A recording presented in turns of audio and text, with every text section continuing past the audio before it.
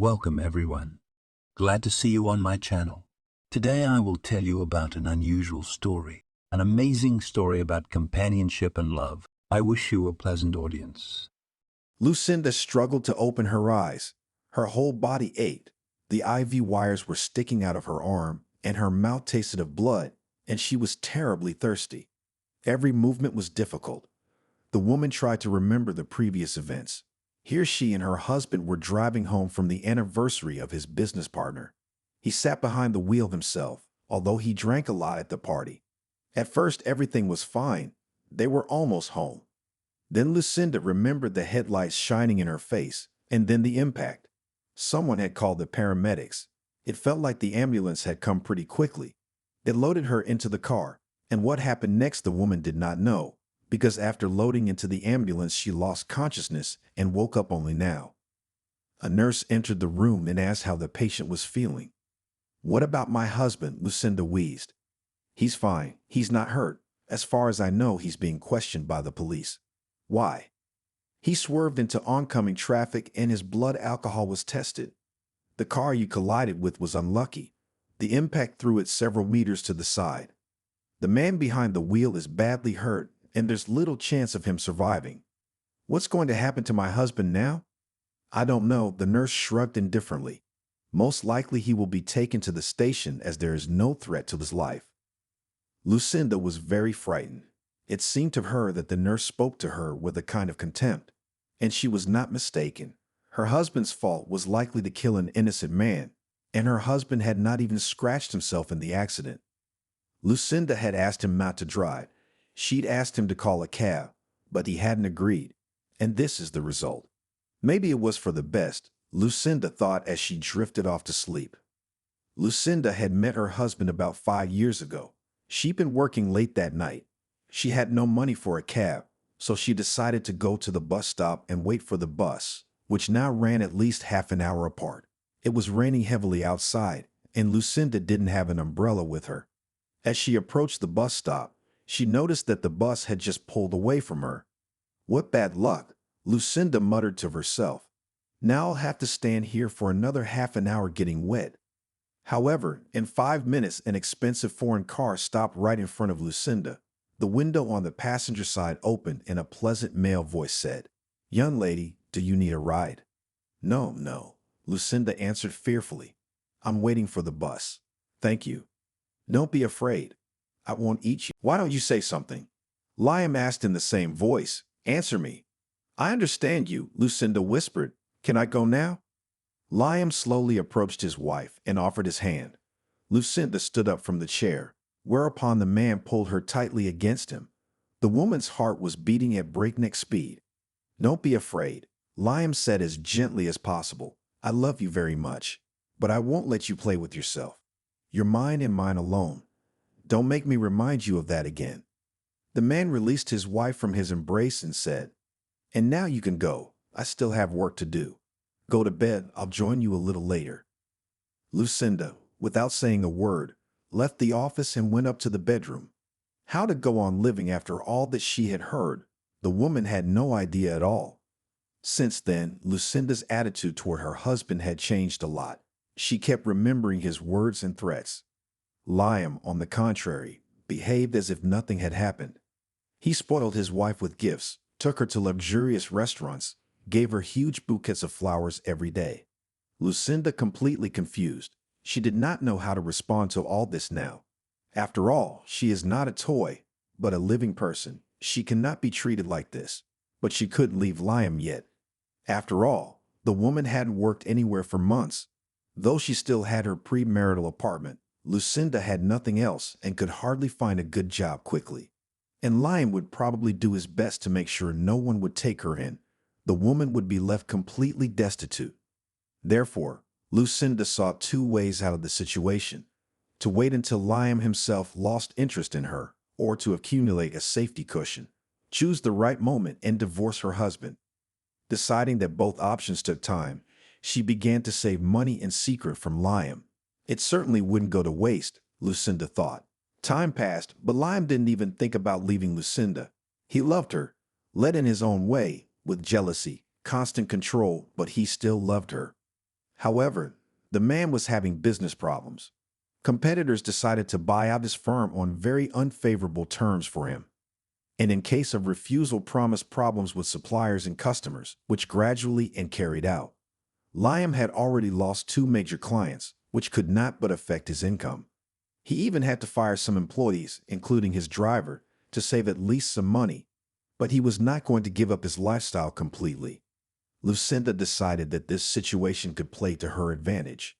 But on the other hand, she could not leave her husband in such a difficult period of life.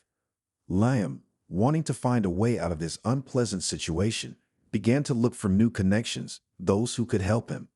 He managed to interest one influential man in the city, who later became his partner. Things began to slowly get better. Liam found a new client thanks to his partner, for which he was very grateful. One day, Liam received an invitation to the anniversary of his new partner. There were no reasons for refusal, and the man together with Lucinda went to the party. His driver Liam fired, even when there were financial difficulties, and a new one was never hired. Therefore, the man himself sat behind the wheel of his car. The holiday was held at the highest level. Liam managed to meet new useful people. The same could not be said for Lucinda. She was bored among these people, so she pretended to be sick and asked Liam to let her go home in a cab. But he decided to drive his wife home on his own, especially since he'd already made all the necessary acquaintances. Lucinda asked him not to get behind the wheel after so much alcohol, but the man did not listen to his wife, saying that he is no longer a boy and can make such decisions himself. In the end, all this led to the fact that Lucinda ended up with injuries in the hospital. In the next room on the verge of life and death lay a guy who drove into her husband, and Liam himself was questioned by the police. Lucinda woke up the next morning. A familiar nurse was fussing over her bed, doing something with her IV. When she noticed Lucinda was awake, she turned to her. "How are you feeling?" she asked in an indifferent voice. "I don't know," Lucinda replied. "Probably like any other person after an accident. The police want to talk to you. Will you be able to do that now?" "Yes, of course," Lucinda said confusedly. The nurse headed for the exit, but the woman stopped her. "Wait a minute. How's the guy my husband and I crashed into feeling? I didn't think you'd be interested in that. Although you probably just want to know what kind of punishment to expect for your husband. He survived tonight, which is a good sign. His chances of living have improved considerably, although the consequences could be very unpleasant. His spine is damaged, and it's likely he'll never walk again." "What a nightmare," Lucinda whispered. The nurse grinned wickedly and left the room. A few minutes later, a man in a police uniform came to Lucinda's room. "Lucinda," he said. "Yes, that's me. My name is Jacob. I want to ask you some questions about yesterday's incident. Do you mind?" "Of course, I'll answer all your questions." "Thank you. We spoke to your husband yesterday, but for the sake of completeness, we need to hear your side of the story. Do you remember exactly how the collision occurred?" "Yeah, we were driving home from the suburbs. At some point, Liam jerked the car to the left, and we were apparently in the oncoming lane. Then the impact happened. That's all I can tell you. Tell me, do you have a driver's license? Do you know how to drive?" "No. Why do you ask?" "They're just standard questions," the cop lied. In fact, he needed to understand what Liam had said was true and what was fiction. Her husband had tried to set her up by saying that she had been driving that night, that a car had driven into them and she had been trying to avoid a collision. But one thing he hadn't considered was that the police would be questioning his wife so soon. Liam thought he'd have time to tell her what to say and how to say it so no one would get in trouble. And what would happen to the injured guy, Liam didn't care at all. "Lucinda, did your husband ever drink and drive?" "No, it was a one-time thing. He used to always have a driver, but now he had to sack him because of financial difficulties, so Liam drove himself." "Thank you, Lucinda, for your answers. You've been very helpful. Tell me, Jacob, what's the threat to my husband?" "It depends on how the other party to the accident feels. But in any case, your husband will not be able to avoid criminal punishment because it was his fault that serious harm to health was caused. You can only use the services of a good lawyer. Perhaps he will help to reduce the term of punishment, although it is unlikely that he will succeed." "Why?" "Because the victim is the son of a deputy from a neighboring region. I think you understand that his father will do everything he can to maximize the punishment for the perpetrator. I understand. Thank you, Lucinda replied quietly. The policeman left the room. There was no doubt in his mind now that Liam had been driving the car. What a vile man. How can you shift your guilt onto another person, especially a woman? Jacob quietly scolded his own wife. In his many years of service, he had never gotten used to human meanness and betrayal. Now he was ready to fight to make sure the man got what he deserved. The policeman dialed the number of his employee and told him to take Liam into custody, because yesterday, based on his testimony, the man was released on his own recognizance. Now he wouldn't be able to get out of this story so easily. Liam was working on his main problem when the doorbell rang. Who the hell is that? The man cursed. There was a police officer standing on the doorstep. Liam? Well, he replied dismissively. You need to come with us to the station. You're suspected of committing a road traffic accident causing grievous bodily harm to a third party. Why would I do that? I already told your superiors yesterday how it was. All questions to my wife, who was driving, but she's in no condition to answer your questions. We're the injured party. We were hit by a crazy guy in a six. Ask him. We've already taken your wife's statement, and that, as you put it, crazy man, now lies in intensive care and it is not known whether he will live. And his father is unlikely to let you get away with it. Wait, Liam was indignant. When did my wife have time to talk to you? She's in the hospital and hasn't come to her senses yet, as far as I know. You're wrong. She's perfectly capable of talking and testifying. So you better watch your words, otherwise your situation may be aggravated by perjury. Bitch. Liam swore irritably. Liam, let's not do this, politely asked one of the arresting police officers. Don't you tell me what to do. Okay, that's insulting an officer in the line of duty. Guys, let's cuff him and let's go. Liam tried to resist, but it was stupid, given his position and the strength of the police. Half an hour later, he was already being questioned by an investigator who informed him of his wife's statement and hinted at who the injured guy was. So the best thing the man could do now was to tell the truth and cooperate with the investigation. Liam had no choice but to comply, but he demanded a lawyer, refusing to speak without one. Thus began the investigation and trial. Meanwhile, Lucinda was on the mend. She was already able to walk around the hospital on her own. However, it was strange to her that her husband had not yet given any news about himself. The woman decided that he was just minding his own business and now he was no longer interested in her. Lucinda was far from how cases were investigated, so she did not even suggest that Liam could be in the detention center. One day she was walking down the corridor of the hospital and saw a young man being moved into one of the wards, followed by the policeman who had come to see her. Lucinda immediately realized that this was the victim Liam had driven his car into. Curiosity got the better of the woman and she cautiously approached the room to overhear the conversation. Kevin, the man responsible for the accident, has been apprehended, said a voice that sounded familiar to Lucinda. Your father will be here soon. He's already been informed that you've recovered. Shit, that's the last thing I need is my father here. How am I going to explain all this to him? Kevin, you didn't have to do this. Steal someone else's car, get behind the wheel without a license, and go nowhere? Because my dad was a real pain in the ass. I wanted to get away from him, do something on my own. Kevin, you're gonna be handicapped for the rest of your life. Do you realize that? Suddenly, Lucinda got a call from behind. What are you doing here? It was the nurse who was taking care of Lucinda. You don't belong here. Or are you trying to bribe the victim? You're getting ready. What are you talking about? The woman was indignant. Why should I bribe him? I'm only interested in his condition. You're all the same. Damn rich people. First you make a mess of things, and then you hide and think about who would bring money to whitewash yourselves. The guy's lucky to be alive, by the way. He'll probably be in a wheelchair from now on, and you and your husband will go on living in peace, knowing no troubles. Lucinda silently looked at the nurse with surprised eyes. Now she understood why she had been so rude to her all this time.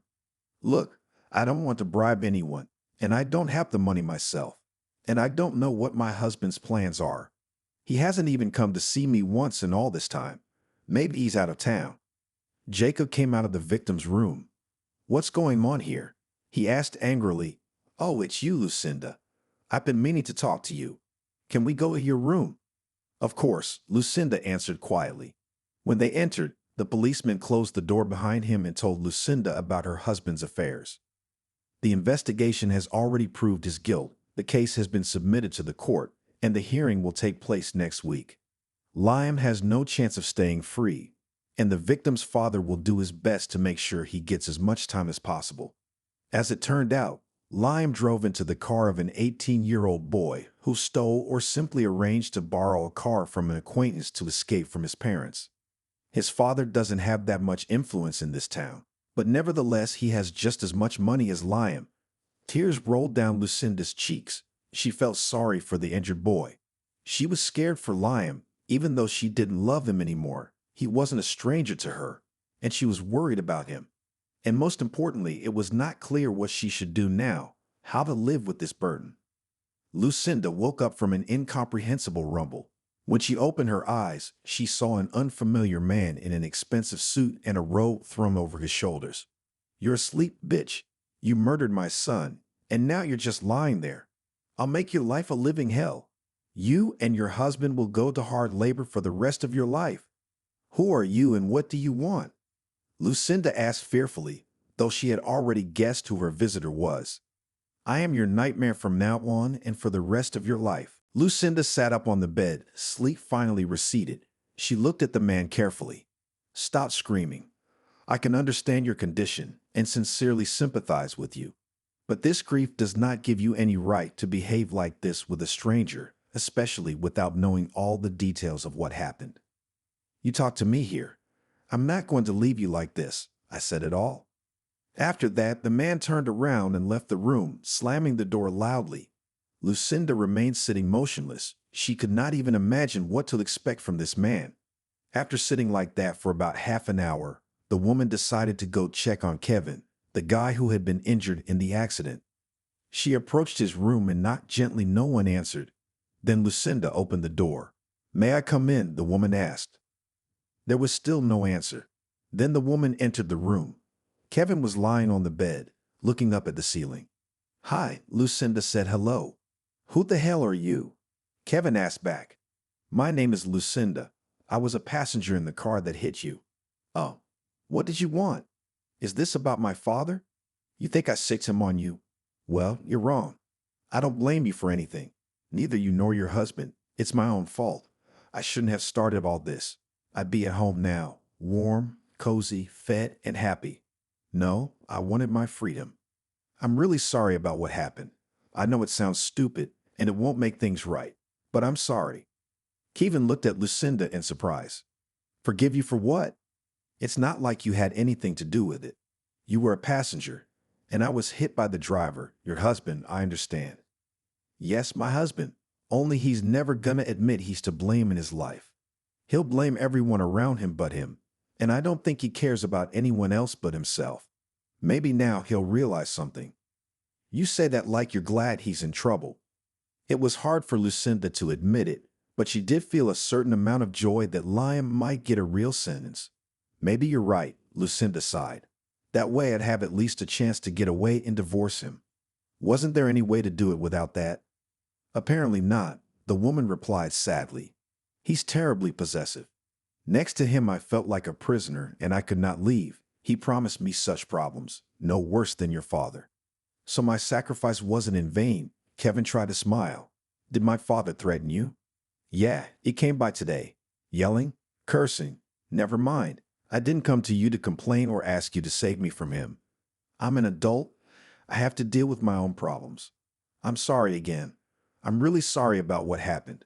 You're a good person." "Thanks, Kevin. Where were you going in such a hurry? Would you mind telling me?" "I'll tell you. I wanted to start my own life. I guess, like you, I wanted to be free of my parents' custody. I was tired of being pushed around. Constant control. My father was always forcing me to study. He paid for me to go to law school. That's not my thing. I wanted to study music.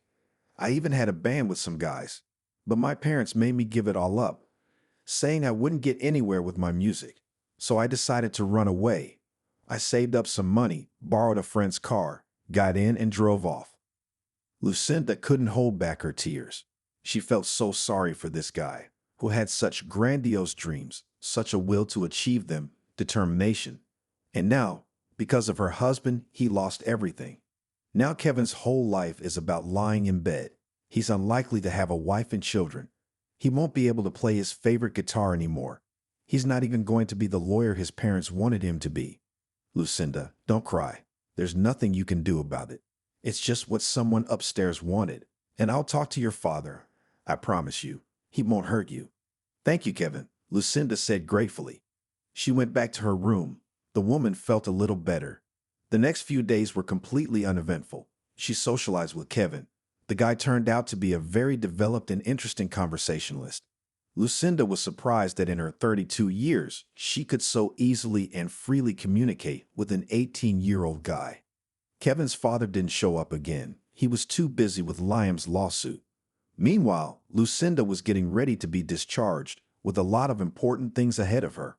Lucinda couldn't leave the hospital without saying goodbye to Kevin. The evening before the day of discharge, she went to his room as usual. They talked a lot about life, their families, their dreams. Kevin, what happened to your mom? Why did your dad come to see you alone and I never saw her? I don't have a mom, the kid simply answered. What do you mean? Lucinda was surprised. It's like this. When I was 5 years old, she left my father for some richer man 20 years older than her. She hasn't even been interested in me or my life since. Dad, of course, didn't grieve about it for long.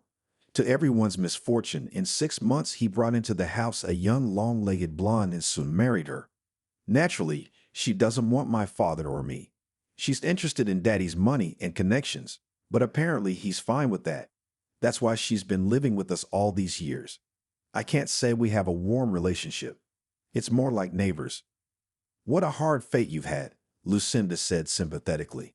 It's okay. I'd accepted it. I guess it's more interesting than living on my own. At least I've seen something in my short life. Don't say that. You've got so much more to see. What's there to see when you're lying in bed? Kevin, we can try to do something. There are cases where people have recovered from injuries like this. And your father's got money. I think he'll spare no expense in your recovery. Lucinda, do you believe that? I do. The woman answered firmly. You believe it? Okay, thank you. Kevin, I actually came to tell you that I'm being discharged tomorrow, and I won't be seeing you here anymore, and I don't know if I'll ever see you again. I want to get away from all of this.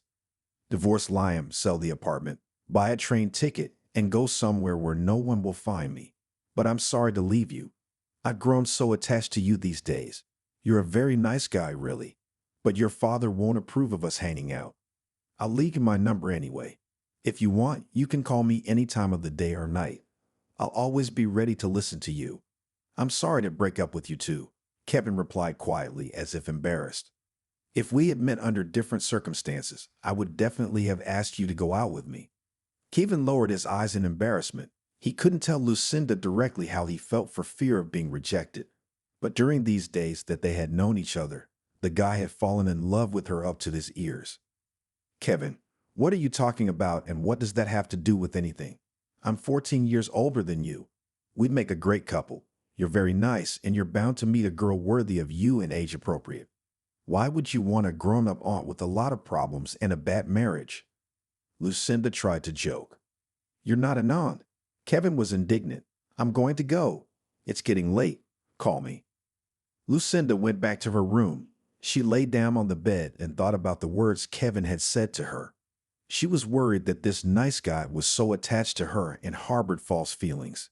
Lucinda realized the absurdity of the situation. Okay, the woman said aloud, I'll leave. He'll forget me and everything will be fine. His father is a rich man with connections. He'll probably be able to help his son get back on his feet and everything will be fine. The next day, Lucinda checked out and went home. The first thing she needed to do was to find out how Liam was doing, but how to do that the woman didn't understand yet. She didn't have the contacts of the policemen who had come to see her, and she didn't know who else to call. Lucinda finally found the number of their district police officer on the internet. And after an hour of negotiating and calling various authorities, she was given the number of Jacob, who was handling the case. She dialed the number and heard a familiar voice. Senior Lieutenant, speaking. Hello. My name is Lucinda. You were in charge of my husband Liam's case. Yes, I understand what you wanted. I wanted to know how he was doing, how the trial ended. Maybe I'm in the wrong place, but I don't know who I can get information from. But he's my husband. I want to know how he's doing. He was sentenced to 1.5 years in prison with a fine. He was lucky that the victim survived and his father could not seriously influence the court's decision. If you want to meet him, come to the detention center. Jacob gave Lucinda the address and said goodbye. The woman wondered whether she should see her husband after all that had happened or whether she should run away. Lucinda was confused. On the one hand, she realized that the best thing to do was to run away now without saying anything to Liam. On the other hand, she felt sorry for her husband because they were close to him and had a family life, albeit not a long one. In the end, the woman decided that she should meet with Liam, if only to inform him of the divorce. Maybe the situation had taught him something, Lucinda reasoned. Maybe he'd learned that you can't be so stubborn and selfish. That there's a chance for reconciliation in this family. Everyone deserves a second chance. With these thoughts, Lucinda changed her clothes, cleaned herself up, and went to the address. Once there, the woman saw a gray, gluey building with bars on the windows behind a high fence with barbed wire. At the gate stood 2 sentries. Lucinda walked past them, feeling an inexplicable fear and panic inspired by the place. At the entrance, she was met by the officer on duty. "Hello. Who are you here to see?" he asked. "Good afternoon. I was told I could meet my husband. He was recently convicted and brought to you. Your husband's name and surname, and your identification, please." "Liam," Lucinda replied, holding out her passport to the officer on duty. "Have a seat. I'll find out everything now." The officer on duty called someone on the phone, asked something, and after a couple of minutes he turned to Lucinda. "Follow me." He led the woman into a special room for dating. There was a table and 2 chairs opposite each other. "Have a seat. Your husband will be right with you." Lucinda sat down on one of the chairs. She noticed at once that it was terribly uncomfortable, apparently on purpose, so that people did not stay here for long. 5 minutes later, Liam entered the room. He looked wrinkled, his face covered in stubble, his hair disheveled, and there were bruises under his eyes, indicating that he'd had a lot of sleep. "Hi," Lucinda said quietly. "How are you?" "Don't you see?" Liam replied with a grin. "I'm resting here like a sanatorium." "Liam, don't be sarcastic. I don't want to hurt you." "Yeah?"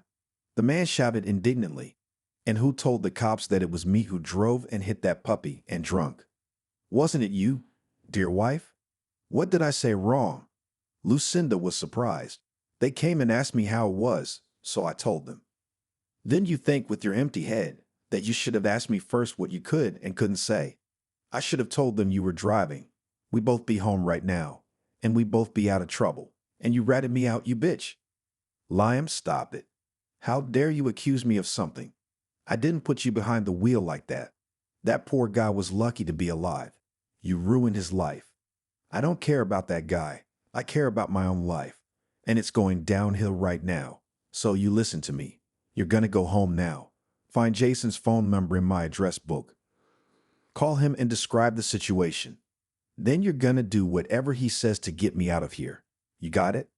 Why didn't you call him yourself?" "I didn't have time. I didn't think it would happen so fast. Do you understand what you have to do? I'm asking you." "I'm not helping you, Liam. I don't know how I ever married such a monster. You don't see anyone but yourself. You don't need anyone. I'm filing for divorce, and you can't stop me. Just try it. I'll pull you out of the ground. You'll owe me for the rest of your life for all the money I spent on you. And also," Liam didn't get a chance to finish because a policeman came into the room. "Your date is over. Citizen out. You get up. Let's go back to your cell." "You know what I mean," Liam growled angrily. Lucinda quickly grabbed her bag and ran out of the building. She regretted that she had even decided to go to this meeting with her husband. What a tyrant he'd been. He was still a tyrant. Maybe even worse. Lucinda walked slowly toward the bus stop. thinking about what to do next. Lucinda's first order of business was to file for divorce from Liam. Now she had no doubt that this man would never change and living next to him would be hell. Lucinda didn't want to stay in his house either, so after packing her things and accumulated money, the woman left here for good, returning to her premarital apartment. Lucinda decided that the most correct course of action would be to file for divorce through the courts. She filed a statement of claim and waited for the result. She was immediately warned that such cases usually take 1 to 3 months. After that, Lucinda began to look for a buyer for her apartment. The woman wanted to get rid of everything that kept her here, in this city, to escape once and for all. So she asked the minimum price for her place, just to sell it faster. She was lucky. A young man named John was looking for a suitable apartment in the neighborhood to start a family. He was completely satisfied with Lucinda's price offer, and the apartment itself was a great option. All that was left was to wait for a reply from the bank, which had to approve John's mortgage. This also required about a month. The woman was lucky. The judge divorced her and Liam at the first meeting, which was held 3 weeks after the application was filed. Almost immediately after that, the bank approved John's mortgage, and he and Lucinda signed a contract of sale of the apartment. There was nothing to keep her here now. After gathering the most necessary things, Lucinda went to the train station. The woman decided that she wanted to start a new life with a clean slate, so she would not take a lot of things with her, because she had enough money to provide herself with everything she needed. Half an hour later, Lucinda stood in front of the ticket booths at the station and chose a direction. She knew for sure that she wouldn't go to a big city, but rather to a place where Liam wouldn't even think of looking for her, to some small, cozy town. Chicago was the choice. The train was leaving in 3 hours. After the choice was made and the tickets were in the woman's hands, Lucinda could relax a little. The woman deposited her suitcase in the luggage room and decided to take a little walk around the city to see it for what she thought would be the last time. There was a small park not far from the train station. Lucinda decided to go there. She bought a cup of ice cream and sat down on a bench. Suddenly, her cell phone rang. The call was from an unknown number. The woman was afraid to answer it at first. 2 disturbing thoughts popped into her head at once. It was someone calling at Liam's request, who had heard about the divorce, or Kevin's father, whose threats Lucinda hadn't forgotten about, even though he hadn't shown himself all this time. Lucinda gingerly pressed the answer button. "Hello," the woman said in a shaky voice. "Hi, it's me. Recognize me?" "Kevin," Lucinda clarified, and exhaled with relief. "Yeah, I thought you said I could call you about anything." "Of course you can. I thought you'd call a lot sooner." I'm sorry. I didn't have time. I was raising my dad." The guy laughed. "I'm glad you're in a good mood. How are you?" "I'm finally being discharged from that awful hospital." "That's great news, Kevin. I'm happy for you." "They also said I have a chance at recovery, but I have to fly to Germany for that, so I'm flying out tomorrow." "That's great, Kevin. I told you there was more to come." "Yeah, how's it going with you? Divorced your husband?" "Divorced?" Lucinda sighed. "I sold my apartment and now I'm sitting by the train station waiting for my train." "How far are you going?" "Yeah, not far. Chicago." "Wow. Why did you choose this village to live in?" "Don't be like that, Kevin. It's a nice town. On the Michigan shore, nice and green. I've always wanted to live by the lake. And here, I don't have to be afraid of Liam. I don't think he'd think to look for me there." "Good then. It's always nice when dreams come true. Are you gonna invite me to the housewarming party?" "I will. I just need to buy a place to live, get a job, and do all the things that life in a new place requires." "Well, I can't really go right now either. You know, it's a long way to Germany, and it's gonna take a while to recover, so don't expect it before 6 months." "That's a deal. Good luck, Kevin." "Thanks, Lucinda. You too." After talking to Kevin, the woman felt a little calmer. She believed that the operation would help him get back on his feet, and he would be able to live a full life. Lucinda herself had a new life ahead of her, where there would be no more room for people like her husband. Lucinda stepped off the train, the bright summer sun hitting her eyes. The woman looked around. Everything was strange and unfamiliar. While Lucinda was on the road, she thought about how to get settled in her new place. The woman managed to look at several advertisements for apartments. Her money was enough to buy a one-bedroom and still have some money left for living. Lucinda decided to rent a bed in a hostel while she searched for a suitable option. Of course, she could afford a good hotel room, but Lucinda decided that it would be best to save as much money as possible and not spend it on any excesses. There was no telling how the job situation would turn out or how long it would take to find a place to stay. To her surprise, the room was very clean and spacious. There were not many guests, so Lucinda's neighbors were only two female students traveling around the city. Lucinda did not dare to deal with the purchase of the apartment herself, so she turned to a real estate agency. She described her wishes and waited for a suitable option. In the end, 3 days later, the realtor called Lucinda and offered several apartments that were for sale almost in the center of the city at a very attractive price. The woman decided to look at each of them. The first apartment was in an old house on the first floor. According to the seller, this apartment was inherited by his grandmother about a year ago. This immediately scared Lucinda away. She did not want to live in an apartment where someone had recently died. The second apartment was in a newer building with a good repair, but even there she felt uncomfortable, though she couldn't explain why. The last option was located on the 8th floor of a 9-story building. It had a beautiful view of the Volga. Lucinda immediately fell in love with this apartment. Despite the fact that it was a little smaller than the previous options, she felt at home in it. Everything was good here. A beautiful view from the window, a convenient layout, modern repairs. Lucinda decided that it was possible to stop at this option. The realtor promised to prepare a sales contract, and the next week Lucinda would be able to move into her new apartment. All this time, Lucinda corresponded with Kevin. He told her about Germany, how nice and beautiful it was. Even from the window of the hospital where he was lying, he had a beautiful view of the architecture of the city. They were preparing him for surgery, collecting all the necessary tests. In turn, Lucinda shared with him her impressions of her new place of residence. She bragged about her future apartment as well. Kevin praised her choice and promised to come and visit her immediately after her return to Russia. The deal to buy the apartment was successful. Gradually, Lucinda bought everything she needed for her new home. Now it was possible to look for a job. The difficulty was that Lucinda had not worked for a long time, so all her previous work experience was not so important to employers. The woman went on interviews, but there were no results.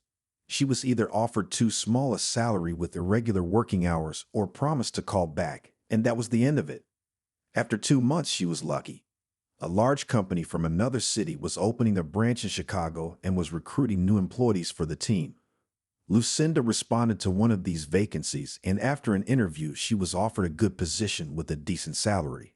So went the usual work routine. Meanwhile, Kevin underwent surgery. It was a success.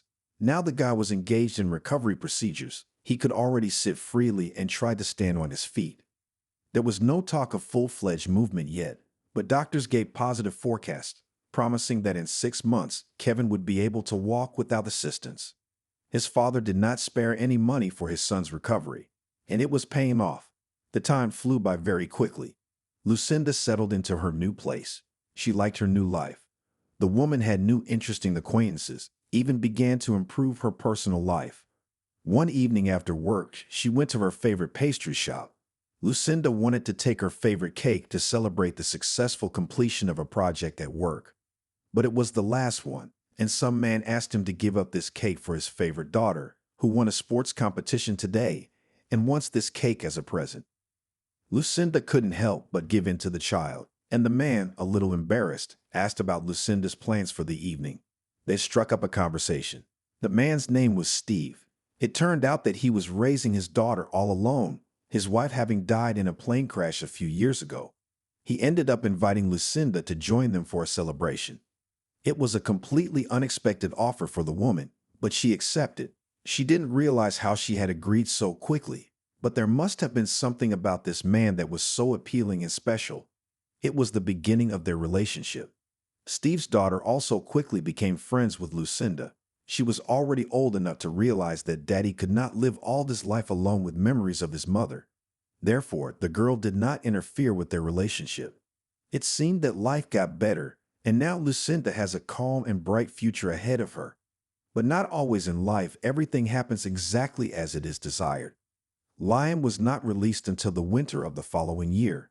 The weather outside was gray and snowless. The man shivered. He hadn't been able to get out of prison early, no matter how hard he tried. Kevin's father had done a good job of keeping Liam there for his entire sentence. During the time the man spent incarcerated, many changes took place. The partner he had made a deal with before going to prison turned out to be a corrupt man and canceled all contracts at the first opportunity. And he did it in such a way that Liam was left not just without money, but he was a lot of debts from third-party organizations. In order to cover everything, the man had to sell his house, car, and other property. The money was barely enough. After that, Liam was left literally on the street.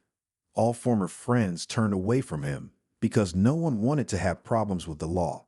Liam had nowhere to go. In all his troubles, of course, he blamed Lucinda. After all, in the man's opinion, everything happened because of her. If she hadn't been such a fool then, they'd both be sitting on the ocean somewhere now, enjoying their paradisiacal lives. Liam couldn't accept that, so he decided to visit his ex-wife. He figured she couldn't have traveled far and was now living in her old apartment. Without difficulty remembering the address, the man went there, but he was not opened. A woman shouted through the door that she was not Lucinda and did not live there. Liam knocked for a long time, demanding to be let in, but to no avail. After a while, the police arrived with a man. Together they managed to take Liam to the street, where he told them that his ex-wife lived in the apartment, who had now disappeared and had not given any news about her. Nevertheless, the police had to take the man to the station and make a report on the offense. At the station, Liam once again talked about his problem. He even had the idea of filing a missing persons report for his wife. But he was rebuffed in return, as Lucinda is nobody to him at the moment, and it is quite possible that she deliberately made sure that Liam would not find her. Liam's behavior, given that he was only recently released from prison, did not go unpunished. He was given a 5-day jail sentence. At first, they wanted to give him the full sentence, but they decided that the man was having too much trouble as it was. During the time Liam spent in the cell, he figured out a way to find Lucinda. Since he couldn't find her in a good way, the man decided to file a report that his ex-wife had run away, taking with her a rather serious amount of money from the safe, and the evidence was not his concern. Even if he failed to accuse Lucinda of theft, he would still know where she was, and he could take revenge on her for all his troubles. So Liam did just that. When he was released once again, he first filed a report on the disappearance of a large sum of money and said that no one but his ex-wife could have taken it. The report was accepted and an investigation began. After that, Liam's main problem was the lack of housing. Of course, he had gotten used to inconveniences for the last year and a half, but he could not live on the street in winter or wander around train stations. He had to get a job as a janitor because he could not get any other job with such a past. The pay was pennies, but it was stable. He was also given a small van to live in. Liam was willing to put up with the inconvenience, knowing that the time would come and his ex-wife would be held accountable. In the meantime, the police had begun processing Liam's application. Coincidentally, his case had fallen to the very officer who had once put the man behind bars. Jacob was immediately drawn to the familiar combination of surnames and first names of the defendants, but he couldn't remember them. Too many people he'd had to deal with, and it was impossible to remember each one. Lucinda stood at the airport waiting for her guest. Kevin had called her the night before and told her that he had recently returned from Germany and was eager to meet her. The woman immediately invited him to her house because she had long ago promised to invite him to a housewarming party. The airplane arrived on schedule. Lucinda was very worried. "Wow," Lucinda marveled. "You're walking so well already. I've been working very hard to recover, and it's all thanks to you." "Why thanks to me?" the woman asked in surprise. "Who told me that everything would be all right and life would return to normal?" Kevin laughed. "I'm glad I was able to help you overcome these difficulties. Come on, I'll show you my apartment and then the city." They got into Lucinda's car, which she had recently bought on credit. "Wow," Kevin marveled. "You've already learned to drive." "I have. I have to travel a lot for work, and public transportation is not the most convenient option. And now, how did you manage to get away from work? I mean, it's the middle of the day, right? You won't have any problems because of me. I took a few days vacation, so I'm completely at your disposal, Lucinda smiled. They reached the apartment. Kevin immediately appreciated the accommodations. She had furnished it very nicely, and there was nothing superfluous. The woman fed her guest lunch, after which they went for a walk around the city. Lucinda took Kevin to her favorite places, told him some stories about the city, which she had learned during her stay in Chicago. After a long walk, the woman suggested her guests to go to a cafe and celebrate their meeting. Kevin gladly agreed. He was tired and hungry during the walk, and he needed an excuse to confess something to Lucinda. As they sat at a table in a cozy cafe, Lucinda told Kevin that she wanted him to meet someone. She had invited Steve and his daughter to this evening so that they could all spend time together. I thought it would be just the two of us, Kevin said with ill-concealed disappointment.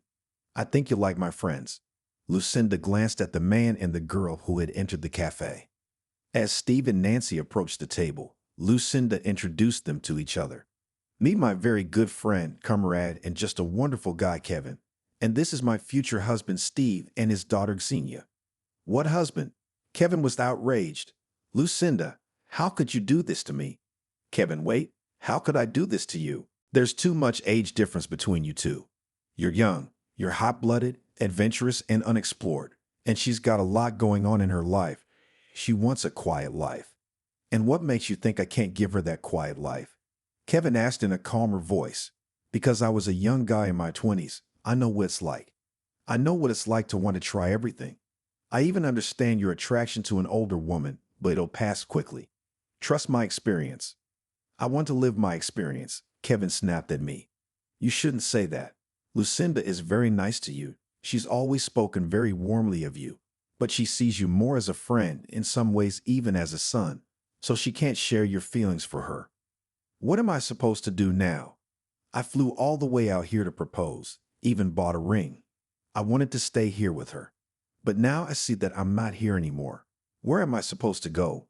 Kevin, you need to talk to Lucinda. You two need to work this out together. It'll make you and her feel better. I can't see her. She betrayed me. And you think you're worthy of a grown woman? You sound like a teenager in transition. My advice to you is to find the courage to talk to Lucinda. She's very worried about you. And you know what? If she wants to stay with you after that conversation, I'll back off and stay out of your way. But you have to talk to her yourself. I will. Can you call her? My phone's at the cafe. I don't want to go back there. I'll wait for her at the apartment. I want to talk to her one-on-one. No problem. Do you need a ride?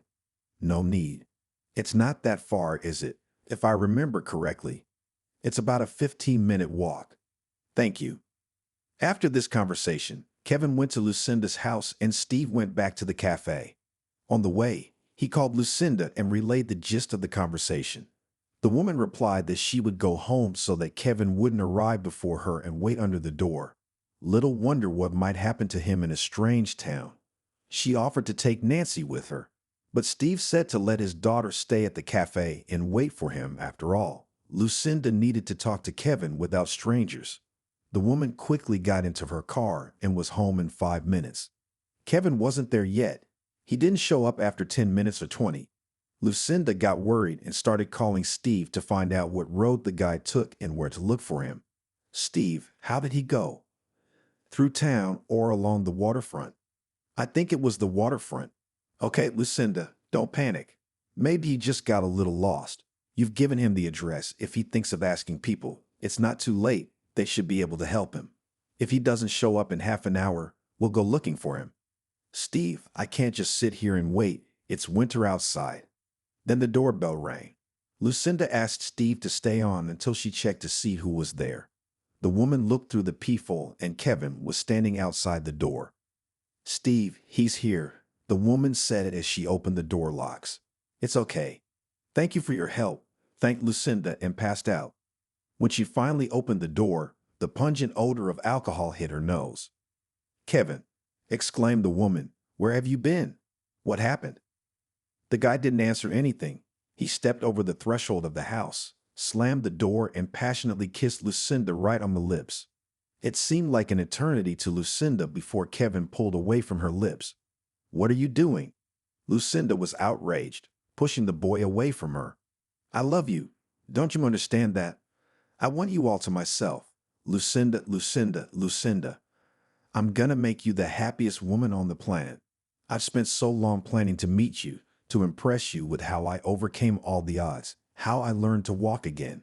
And it's all for you. Why don't you want to give yourself to me? What are you afraid of? I can see that you care about me too." "Stop it. Kevin, stop it. You're in no condition to be discussing this right now." Lucinda was shaking with fear, afraid that Kevin might do something stupid that he would regret. Lucinda tried to speak as softly as possible. "And tomorrow morning you'll wake up and we'll talk about it." "No, I want you to give me an answer right here, right now." "Okay, fine. Let's just move to the room and talk about it there anyway." "Okay." Kevin reluctantly agreed. "That's good. Go sit down and I'll go make us some coffee. You'll be fine." Kevin waved his hand and walked back into the apartment, and Lucinda gave a faint sigh of relief. She still had her cell phone in her hand. Going into the kitchen, the woman quickly typed a message to Steve. "Come to my place right away." It didn't take long for a reply. Lucinda quickly ran her eyes over the text. "On my way out. I'll be there in 20 minutes. What's wrong?" The woman decided not to reply to the message. She busied herself with making coffee. There was no telling what else might cross Kevin's mind. 10 minutes later, Lucinda cautiously exited the kitchen and walked quietly into the room. Kevin was sleeping peacefully, stretched out on the couch. The woman also quietly walked back into the kitchen. Now she could answer Steve quietly. "It's okay. I'll tell you when you get here. Just don't ring the bell." After another 10 minutes, there was a gentle knock on the door. It was Steve. He looked worried. Lucinda quietly opened the door and escorted the man into the kitchen, where she told him what had happened. "Did he hurt you?" The man asked angrily. "No, he didn't. It's okay. I told you. He just wanted to tell me how he felt and he kissed me.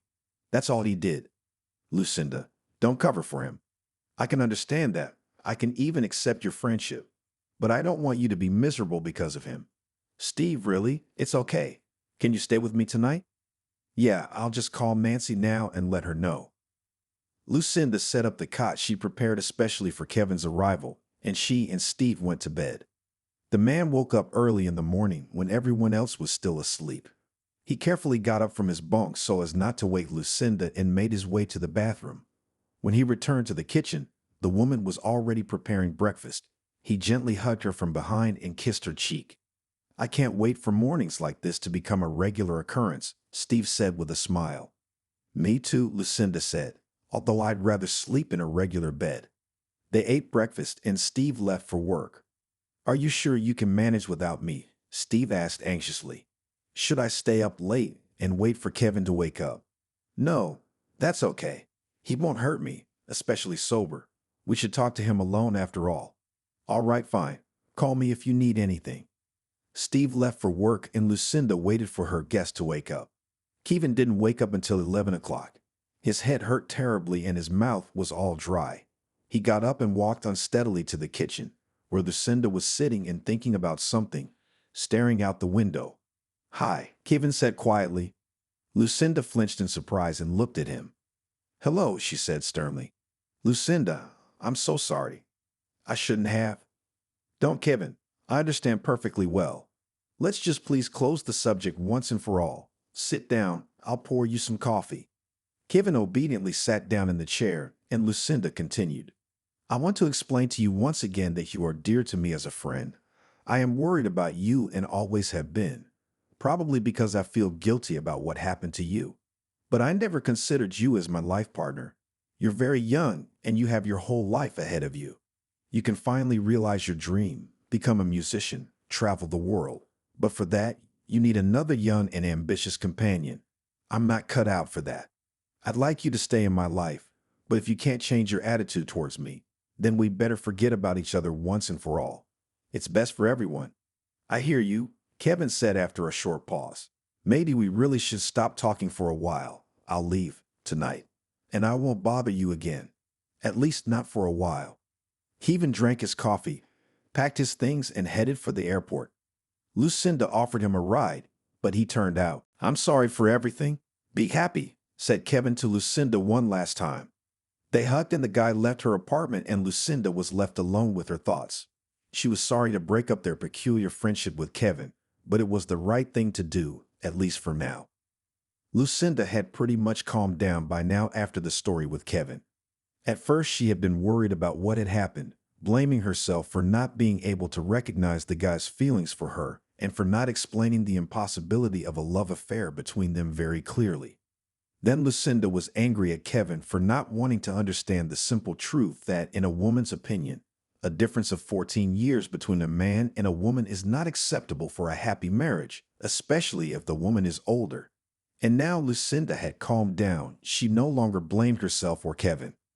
Everything had been resolved more or less well, so it was not worth dwelling on it, Lucinda decided. During this period, the woman often met with Steve, who was always trying to distract her from sad thoughts. This also played a part, and everything seemed to be back to normal, but suddenly there was a new problem. One afternoon, when Lucinda was working on a project, a call from an unknown number popped up on her cell phone. Lucinda didn't see anything suspicious about it. She often received calls from customers and colleagues from other branches, so the woman calmly answered the call. Lucinda? The caller clarified. Yes, it's me. It's Senior Lieutenant Chisholm from Police Station 4. Could you come down here today? What's the matter? Lucinda asked anxiously. You are a person of interest in a case. We need your testimony. What case? Lucinda, I can't tell you everything over the phone right now. Come down to the station and we'll talk about it. Okay. Cell phone rings, I'll be there. What time can I do it? 3 o'clock to 5 o'clock in room 102. Okay, I'll be there. Thank you, Lucinda. We'll be waiting for you. Lucinda disconnected the call and began to wonder what this case could be and why the police were suddenly interested in her. The firm's affairs were clean, she was sure of that. She had done nothing illegal. After a while, an unpleasant conjecture visited her thoughts. She thought that it was her ex-husband who decided to challenge his imprisonment and pin all the blame on her. It was not for nothing that he had threatened her then, and according to the time limit, he was about to be released from prison. Lucinda did not say at work that she was summoned to the police. She just pretended that, as usual, she went on company business. On the way to the police station, she called Steve and told him about today's call and her suspicions. The man asked her to keep him informed about everything that was going on and, most importantly, not to panic early. The woman easily found the right office and knocked on the door. Come in, she heard from behind the door. Hello, I got a call today asking me to come in on a case. Lucinda? Said the owner of the office. Yes, Lucinda answered briefly. Please have a seat. I'm the one who called you. My name is Tony. Lucinda carefully sat down on the chair opposite the policeman and looked at him with a questioning look. Tell me, please, how long have you lived in Chicago? The officer began his interrogation. About 2 years. Wait a minute. Maybe I should get a lawyer. I don't want any trouble and I don't want you to accuse me of anything when I can't defend myself. Lucinda chose a defensive position. Lucinda, you can certainly have a lawyer, but I'm not accusing you of anything. I'm just getting some details. Lucinda did not answer anything. She silently looked at her interlocutor. Can we continue? He clarified. Yes, but if I don't like something, I can refuse to answer your questions. Of course you can, but I strongly advise you to tell me the truth. It's in your own interest. All right, I understand. Let's continue. Where do you live? In my apartment, which I bought when I got to Chicago. And how did you buy the apartment? I sold my apartment in another city and used the money to buy a place here. Can you document that? Of course. My documents are in order, but I don't carry them with me, so I keep them at home. And your car was purchased with what funds? It was bought on credit. I have the paperwork to prove it too, and I have that home. Lucinda, please don't take this personally. I'm not going to accuse you of anything. I'm just trying to get the whole picture. Then maybe you can tell me what's going on and what happened. Tell me, do you know Liam? Lucinda flinched at the name of her ex-husband. She knew it was him, but she didn't know what he was up to yet. It's my ex-husband, Lucinda replied in a trembling voice. The thing is, a few days ago, we received a request from your hometown. Liam claims that a large sum of money has gone missing from his safe, and he named you as the only suspect since no one else was in his house during his absence. But that's nonsense, Lucinda said indignantly. I ran away from this house as soon as he was put in jail. I hardly even took my things. Lucinda, please calm down. We're gonna figure this out. You're not facing any charges yet. To be honest, he couldn't provide any evidence that anyone else was in the house or that the money was stolen at all. It's all in his own words, but we're obliged to check it out. Thank you for your cooperation. Please stay in touch. I don't want to restrict your freedom in any way, so I just ask you not to leave the city, especially if you are not involved. You have nothing to fear. After that, Tony said goodbye to Lucinda, and the woman left the station. She felt very bad. Liam was sitting in Jacob's office, who had called him in for more information after the results of his conversation with Lucinda had come back from Chicago. Liam had a nasty smile on his face. He felt that his plan had worked and the police had found Lucinda. Now it was just a matter of finding her. We needed to get his ex-wife's phone number, or better yet, her address. We've spoken to your wife, Liam, and she claims she had nothing to do with your money, and we have no reason not to trust her. Of course she has nothing to do with it, Liam replied mockingly. Did you think she'd just confess to you right away?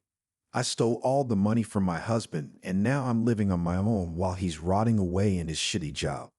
Liam, I'm going to have to ask you to watch your language. Why don't we have a straight talk? I wonder what it's about. You never forgave your wife for not covering for you in the accident case, and now you want her to suffer too. Isn't that right? Jacob spent a long time trying to remember why this man looked so familiar. He checked the database, pulled up old cases, and it all came back to him. This was the man who caused a drunken accident, almost taking a young man's life, and then wanted to frame his wife. What a load of crap. Liam was outraged. I need her. I just need her to give me back what she stole from me. You see, Liam, the thing is, Jacob began to speak in a very quiet voice. You couldn't give us any proof that you had the money at all, and even less that your ex-wife could be involved in this case. Come on, there was no theft, was there? Can I at least see the answers to the questions about my money? Liam asked irritably. No, I can't give you that information. It is confidential and has no value to you. How dare you? Liam said with feigned emotion and immediately clutched his heart. Can I at least ask you for some water? He added quietly, mimicking a painful grimace.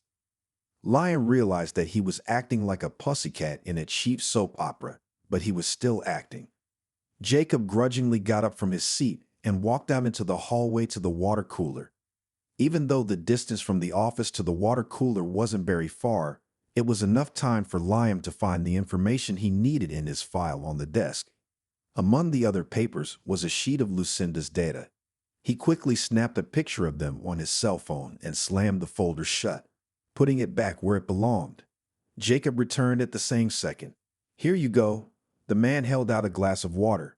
Thank you, Liam said, and drank the water in one gulp. You know, you're right.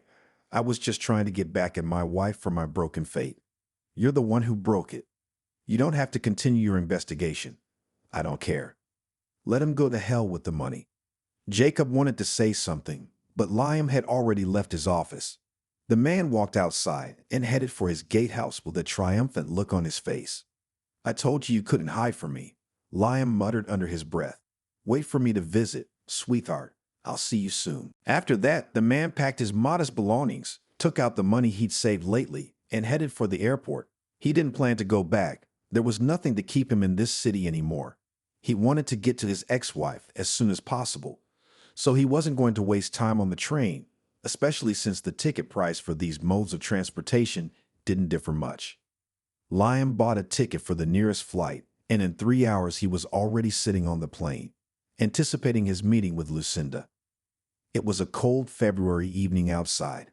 Lucinda was at home and was going to meet Steve. He had invited her to the theater for the opening night of a play. The man was supposed to pick Lucinda up in half an hour. Suddenly, the doorbell rang.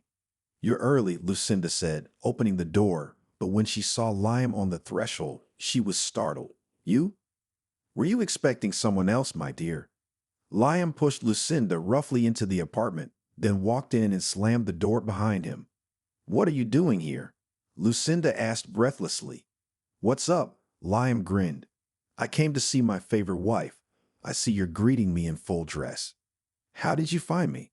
Well, I told you I'd do it no matter how you hid. And I'm never one to throw words around. What do you want from me now? You took everything away from me. After I got out of prison, I had to sell everything to pay off the debts my last partner left me in the graveyard of my business. After that, I had to live in a stinking gatehouse and sweep the damn yards every morning, all just to find you. I wanted to file a missing persons report on you at first, but they turned me down. So I figured out a way to get those stupid cops to come after you. Then it was just a matter of doing the little things. Although I had to use my acting talent, the stubborn policeman didn't want to give me your details. But now, as you can see, I'm here with you. Liam, what do you want? We're not husband and wife for a long time. Lucinda tried to speak as calmly as possible. The woman was stalling for time because Steve should be here any minute. Lucinda hoped that he would be able to fix the problem. It's okay, we'll get remarried. You've left me with nowhere else to live and no one will hire me, so I'm staying here on your full support. I've fed you, clothed you, taken you to resorts. Now it's your turn. What are you talking about? I have a fiancé and he'll be here soon. Oh, you scared me, Liam said with a sneer. If he tries to come in here, I'll break every bone in his body. At that moment, the doorbell rang. Lucinda wanted to go to the door and open it, but Liam wouldn't let her. Don't you dare. I'm tired right now and I don't want to talk to anyone. Let her go. But the doorbell kept ringing. At the same time, Lucinda's cell phone rang. Answer it and tell her you're not going anywhere. And if you fart, I'll kill you where you stand. I've got nothing to lose. Do you understand? Lucinda nodded and hit the answer button. Steve, I'm sorry. I'm not feeling very well. I got a headache and I fell asleep. Look, can we postpone our trip to the theater? I'm really not feeling very well right now. Lucinda, I've been standing on your doorstep for about 10 minutes. Why don't you let me in? Steve, I'm sorry. I look terrible and I don't want you to see me like this. Why don't we meet tomorrow? Is there anything you need? Medication? No, thanks. I love you. Love you too. I'll call you tomorrow morning. Steve disconnected the call and went to the elevator. Liam watched through the peephole. Good for you. You did the right thing. Now let's go to the kitchen. I'm hungry. Lucinda obediently led her ex-husband to the table and began to warm his dinner. Liam smugly watched the woman. After a while, she put a plate of pasta and a glass of tomato juice in front of him. Don't you have anything to drink? No, Lucinda answered briefly. That's too bad. All right, sit down and eat too. I'm sick of eating alone. I don't want to, the woman tried to object. Eat, I said, Liam shouted and pounded his fist on the table. Lucinda flinched in surprise and obediently placed the same plate in front of her. After dinner, Liam said he wanted to go to bed. Lucinda tried to linger in the kitchen to do the dishes, but the man wouldn't let her do so and told her to go with him to his room. Lucinda made the bed and Liam unceremoniously laid down on it. Lie down, he commanded Lucinda. Could I at least take a shower? She asked timidly. That's the last thing I need. You're going to run away from me, and I'm too tired to keep you there. But after a short pause, Liam added, Go, though. Only take your clothes off here. Why? Lucinda asked in horror. I want to see if you've gained any fat. Liam laughed. I want a slim wife. What are you talking about? Lucinda's eyes started to water. Don't cry, you idiot. It's like nothing ever happened between us. You know, I haven't even cheated on you once in all these years. You're the last one I had sex with. So you can imagine how hungry I am for a woman's warmth. Lucinda was already sobbing at the top of her voice. She was scared and disgusted at the same time. And most importantly, she didn't know how to find a way out of this situation. Shut up. Liam jumped up to Lucinda and slapped her painfully on the cheek. The woman immediately shut up and looked at him with eyes full of hatred. Get undressed. Liam repeated his order in a commanding voice. Lucinda began to slowly remove her clothes, and Liam just watched this spectacle from the side. After 5 minutes, Lucinda was standing in front of him completely naked. The man slowly approached her, ran his hands over her breasts and thighs. Then he kissed her greedily. "Please, can I take a shower?" Lucinda moaned pitifully. "You have 3 minutes," Liam shouted. "And don't do anything stupid." The man went back to bed, and Lucinda ran to the bathroom, quietly opening the locks on the front door on the way. She herself didn't know how that would help her in this situation, but the woman hoped for a miracle. Lucinda stepped into the bathroom and closed the door on the latch. Time was not on her side. What to do now and how to get out of this situation, she had no idea. Words couldn't get through to Liam, at least not now. He hadn't wanted to listen to Lucinda before, even when they were still married, and now that the man thought she was to blame for all his problems, he wouldn't talk to her. Needing to run was the only way out. Quickly wrapping a towel around herself, Lucinda cautiously opened the door.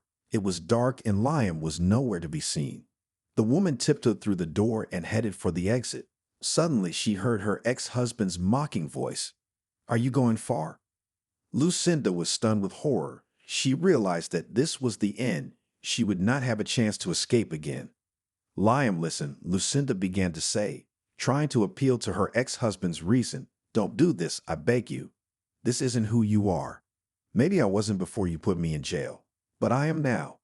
Liam, it's not my fault you're in prison. You caused that accident. You drove drunk. I just told the police what happened. I didn't want to hurt you." "Of course you didn't. If you hadn't, you wouldn't have run away like a rat. I asked you for help. I had a lot of money and I could really get out of jail. But you wouldn't do it. You chose to run away from me and leave me alone with all this shit. You made your own choices, and now you're gonna have to pay me back. I've given you everything for years. Now you're gonna give it to me for a dime. Now enough words. Let's get back to business." Liam pulled the towel off Lucinda with a sharp movement. She tried to run, but the man grabbed her arm and squeezed her wrist painfully. "You're not going anywhere. Calm down, or it will only get worse." He dragged Lucinda into the room and pushed her onto the bed, then piled his body on top of her. "No, don't. Please let go." Lucinda screamed, but it only made Liam stronger. The man reveled in his newfound power over his ex-wife. He could see how scared she was, and he loved it. "Scream. It only turns me on." Lucinda had lost all hope and was running out of strength. She could no longer resist her ex-husband. The woman closed her eyes, resigned to her fate. Suddenly there was a thud, and Liam collapsed on top of Lucinda. It was hard to breathe for a few seconds, but someone moved her ex-husband off her and gently ran his hand over her cheek. "Lucinda, it's all right." Lucinda heard Steve's voice. "Steve? Steve? How? How did you get in here? We have to call the police right now." "Lucinda, calm down. I've already done it. You get dressed, and I'll disarm this guy before he comes to his senses." Lucinda quickly jumped out of bed and threw on the first robe she could find. 5 minutes later, the police arrived. They made a report of what had happened and took Liam to the station. Lucinda was still reeling from the nightmare she had been through. She and Steve were sitting in the kitchen, and he placed a glass of alcohol in front of Lucinda. "Drink this, it will help you calm down and relax." Lucinda obediently did so. The tension really began to subside, and she was able to regain some of her composure. "Steve, how did you know I needed help?" Lucinda asked. "I don't know. I felt it. At first I thought you were really sick and fast asleep, so you didn't hear my calls. I got out of the driveway, got in my car, and drove home. But something kept bugging me. I mean, in all the time I've known you, you've never done that. You've had health problems, but you've always been happy to see me. And now you wouldn't even open the door, even though we talked this afternoon and everything was fine. And then I remembered your story about being called to the police on some case involving your ex-husband. I put two and two together, and I had an unpleasant hunch. I didn't want to believe that anything bad could happen to you, but I decided to see if it was true, so I quickly got into my car and drove back to your place. I was about to press the bell, but suddenly I heard you screaming from behind the door. I quickly called the police, thinking about how I could stall until they arrived. Then I jerked the doorknob, and by some miracle it opened. I grabbed the first thing that came to hand and ran toward the sounds. And then you know the rest." Lucinda was again struck by a wave of horror at the realization of what could have happened to her and how Steve had miraculously been there at the very last moment. The man came close to her, hugged her tightly, yet gently, and said softly, "I'll never leave you alone now. Too many things happened to you when I wasn't around. Perhaps now is not the right time, but still, Lucinda, do you want to be my wife?" Lucinda looked up at Steve with eyes full of tears. She had really gone through too much turmoil lately with her past life. Now she wanted a simple woman's happiness. "I do," Lucinda whispered back. The very next day, Steve took Lucinda to his house. There was no telling who else would want to infringe on her in light of recent events. A short time later, they were married. It was a simple wedding without any frills. The newlyweds did not organize a celebration, just a quiet dinner with their family. Now it seemed to Lucinda that here it was, a real happy family life, and for this it was not necessary to have golden mountains. As for Liam, he was being prosecuted for attempted rape.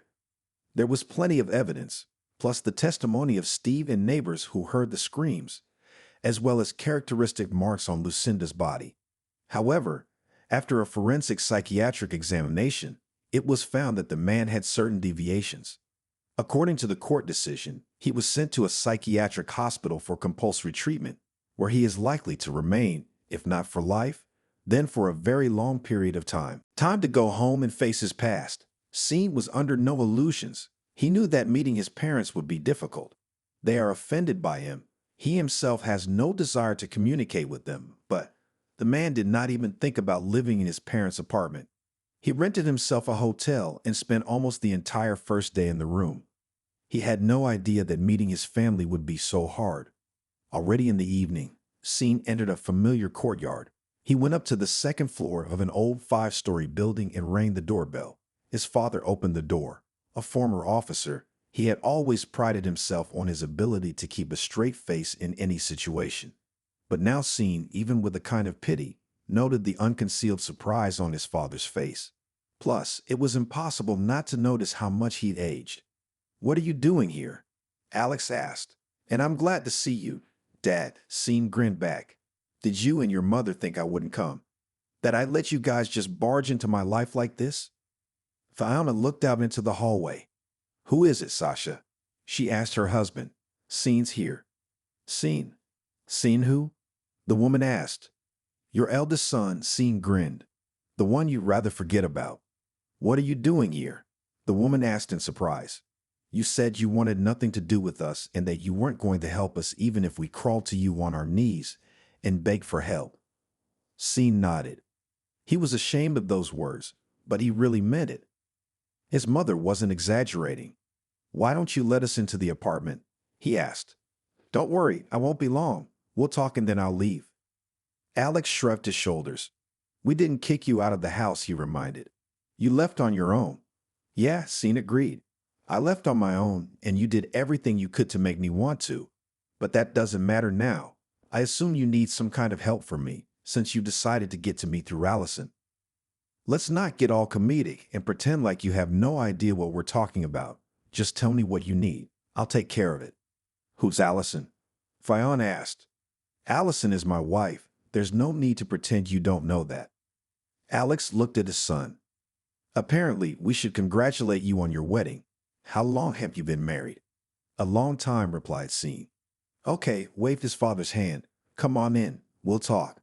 I understand you're having problems with your wife and you think it's our fault." Sean nodded. "That's exactly what it is," he confirmed. "You did it with some kind of intent. You probably need help. I'll help you. Just tell me what you told Allison." "We didn't say anything," Dad said. "And we didn't even know you were married. I know it's hard for you to believe, but not all the trouble in your life is our fault. You're used to blaming us. My wife told me that I've been lying to her since the day we met. That I was hiding something from her." "What could I be hiding besides you?" Sean asked. "You should ask her more," Fiona suggested. "She's gone, and I can't find her." The father grinned. "What?" he asked. "Turns out you're not perfect at everything either. Turns out you're not perfect at anything." Sean ran his hand over his face tiredly. "We haven't talked in years, and I still can't figure out what's wrong with me. Or what's wrong with you. I'm your son, And judging by how much I look like both of you, I'm native, not adopted. So why do you dislike me so much? I've never been good enough for you for our family. Fiona got up from her chair and walked over to the window. We love you and always have. Except it wasn't enough for you. You were always demanding attention. You kept pestering us with your talk about how Edgar should be raised. Scene didn't disagree. They'd had this conversation 1,000 times. So you didn't talk to my wife? He asked again. No, we haven't, his mother replied firmly. We've known for a long time that in case of trouble, you are useless to count on. And to tell the truth, we have nothing to help us now. All right, Scene nodded. I trust you. And Edgar? Where is he? He could have written to my wife. No, Alex replied. It's not him. We know that for a fact. I wonder why I should believe you. My wife and I are having problems. She won't talk to me. Kicked me out of the house. Says it's because of my past. And I'm at a loss as to why. What? Your parents might have intimidated you and said some unpleasant things, Thomas guessed. They have a way of being threatening. On the other hand, they can be very polite and sweet. You think because they won't talk, it's their doing? Kind of. Okay, I'm gonna try talking to Allison again. If that doesn't work, then I'll call my parents. I didn't even know you were married, Thomas muttered. How long has it been? 5 years. You haven't got married? I've been married and divorced. We were married for 2 years, but it didn't work out. And now? I'm still single. I work. Nothing good. Listen, why do your parents want your wife? You've been married long enough. They haven't cared about her all these years. Why now? If I knew, Scene stretched out. So maybe it has nothing to do with your family. Allison said I've been lying to her since day one. And I've never lied to her. The only thing I've never told her is the reasons why I'm not in touch with my family. Thomas was quiet for a moment. Okay, I tell you. Call me, he said. But I don't think you and I have anything to talk about. Too much water has passed. Scene didn't argue. He said goodbye and hung up. For a while he thought about calling his parents, but then he decided it was better to talk to his wife first. The next day after work, the man drove to his house. He was ready for any development. If necessary, he would convince Allison to let him in and listen, and if that didn't work, he would just break down the door. But tonight he and his wife would definitely talk. He went up to this floor and rang the bell. To his great surprise, the door opened instantly. Scene expected that his wife would avoid the conversation, but Scene was even more surprised when behind the door was a complete stranger. Who are you? Scene asked. What are you doing here? I live here, the woman replied. We're renting an apartment. We moved in today. Everything is legal. We have a contract. Yeah, Scene nodded confused. I don't mind. I'm sorry. Have you and Allison been in contact? Yes, the woman confirmed. Do you know her? I do, Scene nodded. I've been looking for her. Do you know where she lives now? No, I have no idea. She just said she was leaving town. That's it. She said she'd call. And that I could send money to her card. I'm sorry. She waved her hands. I didn't know anyone was coming to see her either. If she calls, can I give her a message? No, thank you. Nothing, Scene said. Allison didn't answer her phone. Scene realized his wife had decided to just run away. Now he was getting really worried. This wasn't like her at all. Allison was never impulsive. She usually weighed her actions carefully. And most importantly, the girl never avoided talking. That's why Scene thought his wife's actions were not only strange, but also very disturbing. A few days he still tried to call her, and then he took a vacation and went to the only place where he thought Allison could be. The town where she'd grown up. Allison, unlike him, never hid her past. She was eager to share her childhood memories. And despite the fact that her parents were now living abroad with their eldest son's family, Scene and Allison had traveled several times to the place where Allison had spent her childhood. Scene knew only one friend who lived there, so he went straight to her. Catherine was very surprised by the visit. I haven't seen Allison in 3 years, she said, since the two of you went on vacation, and I haven't spoken to her in weeks. What's going on with you two? I wish I knew, Scene replied. Look, Catherine, help me out here. I know you're on your friend's side, but I don't even know what this is about. I need to figure out what I did wrong. I didn't cheat on her. I didn't lie to her. It was nothing like that. Tell me, is there anyone else she can stay with here? Or maybe she has another phone number.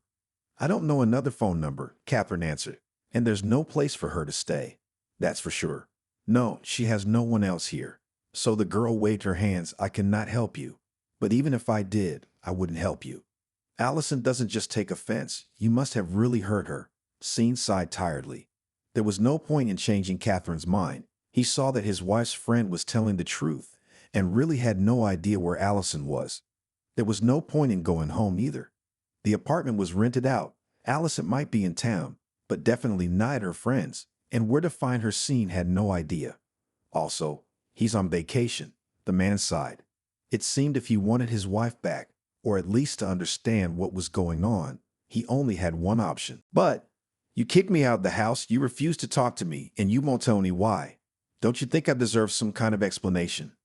We've been married for 5 years, and all that time you've been lying to me, the girl replied. And lied so sincerely that I never even suspected that you are dishonest with me. And now I don't want to listen to you, because I'm afraid to believe you again. Allison, I don't know who told you what, but maybe it's not me, maybe it's them. I don't think so. I checked everything. I have proof. Proof of what? Sean demanded. You wrote that you wanted to tell me something. Allison changed the subject. Tell me, because I'm not going to continue discussing our relationship. I saw you with a man last night, and he's the reason you broke up with me. Me with a man? Allison was surprised. What man? Have you forgotten already? Scene's voice was full of sarcasm. In the courtyard, and he stayed in your apartment for quite a while. I never waited for him to come out of the driveway. Don't tell me that's our new neighbor. No, said the girl. It's not a neighbor. It's a realtor. A realtor? Scene was surprised. Why do you need a realtor? First of all, the apartment is too big for me alone. And secondly, it's our joint apartment, and I thought it's not fair that I live there and you have to rent. So I want to rent it. We'll split the money. And when the time comes to divorce, we'll decide what to do with it. By the way, I haven't filed for divorce yet, but I think I'll do it soon. I hope you won't be an obstacle. I'll sell the apartment and split the money. Or you can buy out my half. Or we could split it. Well, I'll take any of those options. Allison. Oh, yes, his wife interrupted. I wasn't thinking. I've decided to rent it out. But do you want to live there? I can move out the day after tomorrow. I just don't understand why you're in such a hurry. Stop, Sean. Please stop. Are you hurting me on purpose? I don't understand. Do you really not care about your past, about the things you've kept from me over the years? You think that's okay? What past? Why don't you explain? I put all our stuff in the garage. They're in boxes. There's dishes and clothes. The boxes are labeled. You have the keys to the garage. In a perfectly even voice, Allison began to list. Everything I need, I took. If you need plates or pots and pans, you can have any box you want. Photos, your notes, and other papers are in a separate box too. It's mostly stuff that belongs to you, so get that box out of the garage, or you'll never know. That's it, bye. Allison. But the girl had already hung up. Scene threw the phone on the table. What the hell is going on? What had he been hiding for 5 years? His family? Yes, he had, but why talk about them? He tried not to think about them and certainly didn't want to tie his new happy life with memories of them. Scene shook his head. Okay, he needed to call his friends, find out what was going on with his family and loved ones, figure out what they'd said to Allison and most importantly, why. And give his wife a few more days to come to her senses, and then she wouldn't get away from him. They'd have a serious talk. Scene contacted his best friend from high school. Thomas was very surprised. They hadn't spoken in years. Something serious had happened. Thomas grinned. You wouldn't just call. You've cut your whole family out of your life, and with them all of us. Scene nodded. His friend was completely right. What is, he agreed. I'm sorry when I left. I was really angry, both at my parents and at the circumstances. I didn't want anything to do with the past. And then somehow, I see, Thomas replied. What happened now? I don't know how to explain it. Anyway, I think that someone from my family has started to interfere in my life again. You wouldn't happen to know anything about them, would you? No, I saw your parents about 1.5 years ago. Same old, same old. They live in the same place. We were walking together from somewhere. They said hello, asked how they were doing, and that's it. They didn't tell me anything about you or ask me anything. They said your brother was doing well. He's settled down. He's getting married. Why do you think they're meddling in your life? Scene sighed. What? Anna's face was so shocked that Scene believed that the girl knew nothing about it. He sighed tiredly. When was the last time you spoke to her? A week ago, Anna answered. Everything was fine then. Wait, how could she kick you out? Why did you leave? And why didn't you even ask why? She changed the locks while I was on a business trip. She won't answer my questions. Of course, I'm gonna go over there and try to talk to her. But I thought I'd give her some time and figure out what's going on first. That's why I came to see you. Anna, for God's sake, if you know something, don't say anything. Does Allison have someone? Yesterday, I would have said no, Anna said. But now she's throwing up her hands. I don't know what to tell you. Wait, I'll call Amanda. Amanda can't stand me. She won't help me. Wait, let's find out if she's aware of the situation or not. The girl called Amanda. She didn't know anything about the latest developments either. But she was excited. Scene heard her tell Sveta. She finally came to her senses and dumped that idiot. Maybe she'll be happy now. When Anna finished talking, Scene looked at the girl. Will you go to her today? He asked. We will, of course, Anna answered. If you find out anything, will you tell me? I don't think so, she admitted honestly. Allison is our friend. I'll protect her. If I think she needs your help, I'll call you. And if not, then I'm sorry. Scene didn't expect much more than that, because the main thing he'd learned from today's meeting was that his wife hadn't kicked him out of the apartment at the instigation of her friends. So there was another reason. The next day, Scene decided it was time to talk to Allison directly. He left work early and drove to his and Allison's house. He parked the car far away so as not to spook his wife and waited. Soon he saw her car pull into the yard, and another one right behind it. Scene watched as his wife parked in her usual spot and the second car parked in the spot where he usually parked. Scene didn't know why he didn't get out of his car and walk towards his wife. Some unknown force was keeping him inside. He saw Allison. She took her purse, closed her car, and suddenly smiled broadly at the man who had arrived in the second car. They struck up a conversation. He took the purse and the bag of groceries from Allison's hands, and they walked toward the driveway. Scene was just taken aback. Before this, he'd been looking for reasons in himself. He thought he'd made a mistake or hurt his wife, or there were no other reasons. But it all turned out so banal and simple. His wife has a lover. His favorite, gentle, honest Allison deceives him. And by the looks of it, she's been cheating on him for a long time. Scene angrily started the car and drove out of the yard. She wants a divorce? Fine. He'll give her a divorce. But he's not gonna play the noble knight anymore. If she's found someone better, he's gonna have to provide for her. Scene wasn't gonna leave his unfaithful wife half his apartment. He'd insist on a property settlement. Scene drove around town for a long time, trying to calm down. He didn't get back to his apartment until late that night. He felt sick to his stomach. For the first time in years, he felt like there was no place for him in this town.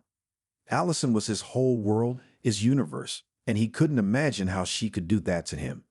The next morning, Scene regained his composure, calmed down, and began to think more rationally. Even assuming that his wife had another man, why was Allison hiding him? She's a rational girl, and changing the locks and not answering her husband's calls isn't the answer to the problem. Scene realized he needed to look into this in more detail. While he still didn't know the reason for what was going on, he needed to talk to his wife. Scene decided to send her a message. Allison, I respect your privacy, but I need an explanation. Either you will take my call, or I'll be waiting for you outside our apartment. You can't avoid me forever. Allison almost immediately called him herself. What else do you want from me? The wife asked. I want to understand what's going on. Scene, I've told you several times that I don't want to discuss anything with you, and I'm not going to explain anything. Yes, he finally heard his wife's cold voice. Allison, honey, hi, it's me. I'm here. I can't get home. Did you change the locks? Well, if you can't open the door, I changed it, the wife replied curtly. Your 2 suitcases are at the neighbor's, Barbara. That should be enough for now. Then I'll pack the rest and call you and let you know when you can pick them up. Allison, I don't understand. What stuff? What am I supposed to pick up? He asked again. My stuff, my computer, clothes. What's not to understand? The girl clarified. I don't understand why I have to take my things. Where am I supposed to live? I don't know. I'm sure you'll think of something. Your imagination is good. You have a lot of friends in the city. Don't worry, I know we share an apartment, and I can't just dispose of it like that. Yes, you can, but legally it's your apartment. Wait, what does the apartment have to do with it? Do whatever you want with it. I don't care. Why can't we live together? Why did you pack my stuff? Did I do something to offend you? Yeah, I got held up on a business trip, but I warned you, and I don't think that's a reason to kick me out of the house. It's not, Allison agreed. It's a different reason. Did you have someone else? Scene asked. Have you fallen out of love with me? Do you want to get a divorce so you can get married again? I have no one, the girl replied. You're the one who cheated on me. I didn't lie to you. I don't want to talk anymore. And don't pretend you don't know what's wrong. Don't call me anymore. If you need anything, write to me. I'll give you everything. Allison, wait. Let's meet in person. No, the girl said firmly. I don't want to. I'm done. I've talked enough in 5 years. And Allison hung up the phone. Scene stood by the door of his own apartment, confused and unable to get in. He slammed his fist against the wall with anger. What's going on? Why is Allison acting like this? Scene sighed. There was no choice. Gotta get his stuff. Find an apartment. After all, he had to go to work tomorrow. He'd deal with Allison later. But naturally, whatever Scene did during the day, he thought of his wife, remembering her every word, looking for clues. Allison said he cheated on her. Scene even thought she'd somehow found out about his conversation with the girl at the roadside cafe, but he still didn't see what the big deal was. So he talked to the girl, helped her, sympathized. Allison herself was always ready to help. She would never condemn Scene for such a deed. And how could she know? Then the man remembered about his wife's friends. One was divorced. The other seemed to be married and even, according to Allison, was happy. But she didn't like Scene. If either of them had seen him with Shannon then, but no, that would be silly too. How do you change a lock in 40 minutes? Scene shook his head. No, nonsense. Allison had obviously changed the lock before. But what could have happened? In their entire life together, they'd only had one serious fight when Scene's first love had suddenly found him on social media and started texting him persistently. Scene had the indiscretion not only to admit it to Allison, but also to show the correspondence. At the time, he thought the whole thing was funny, but Allison scolded him severely. She said that the girl might have serious feelings for him that she was hiding. Allison told him to write the girl the truth, to admit that he was married. When she didn't stop writing even after that, Scene blocked the girl. These events took place a couple years ago, and since then in their relationship with Allison reigned full openness and mutual trust. At least, that's what Scene had thought until today. Scene had been living in a rented apartment for 2 days now. Today, he decided to meet one of his wife's best friends. The girl refused to answer his questions, and now she didn't answer the phone at all. So he went to see Anna after work. What's going on with my wife? He asked, approaching the girl. Anna jumped with surprise. Your wife? Did something happen to Allison? She wondered. There's no need to make a circus of it. Scene said indignantly. I know you know. Why did she kick me out of the house? Scene was in a hurry to get home. The business trip had dragged on. He was supposed to leave for 3 days and was away for a whole week. But there wasn't much time left. Just a couple more hours and he would meet his beloved wife. It would be nice to get there early before Allison left for work. Then he wouldn't have to wait another day to spend time together. Scene and Allison had been married for 5 years. They were soulmates. They hardly ever fought. They loved spending time together and tried not to be apart for long. They only had one reason to be sad. They couldn't have a baby yet, but they were still young, healthy, and hoped that soon they would experience this happiness. Scene suddenly hit the brakes sharply. He was thinking so much that only at the last moment he noticed the car jumping out in front of him. Fortunately, he was able to brake in time and there was no collision. Scene jumped out of the car and rushed to the second car. There was a girl behind the wheel, looking completely dumbfounded. How are you? He asked. I'm not hurt? I'm sorry, please, I'm sorry, the girl begged. I'm so sorry for you. I've been thinking. I'm just having problems at home. With my husband, we're getting a divorce, she cried. Listen, girl, I understand you're upset. I'm glad it's all over now. Let's drive together to the nearest gas station or cafe. And there you stop and call your husband. The girl cried even harder. I'm sure if you talk, everything will be all right. It won't, she shook her head. Everything will never be all right. He cheated on me. Look, girl, what's your name? Shanna, she sobbed. Shanna, we can't just stand in the middle of the road like this. And I can't let you go alone like this. So wipe your tears. There's a cafe about 1 kilometer away. You're following me. Take your time and please watch the road. The girl nodded her head in agreement. Sean returned to the car. He was sorry for the situation. Most likely he wouldn't be able to catch Allison at home, but he couldn't leave this girl like this. They stopped at a cafe, and Sean got out of the car again. Would you like some coffee? He asked. The girl shook her head negatively. I don't want any. I don't want anything, she cried. Come on. Sean literally forcibly dragged her out of the car. So Shanna, do you have anyone you can call to come get you? I don't know, relatives, parents. Yes, she said. Okay, we'll have coffee and wait for someone to come get you. Sean led the girl into the cafe. And there's no need to be so upset, he asked her. Maybe things will still change. For example, I believe in true love. And if your husband is your soulmate, then you will definitely reconcile. And if not, you'll soon meet your true destiny. You're so amazing, the girl said. I've never met a man who was so open about his feelings. Are you married? And you must be very happy. That's right. My wife and I are very much in love. And I believe that everyone should have the kind of love that I have.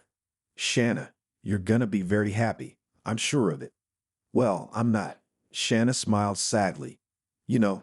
Thank you so much for stopping and talking to me. I feel better now. I'll wait for my parents and we'll go home together. I don't think my husband and I are gonna make it. It's been bad for a long time.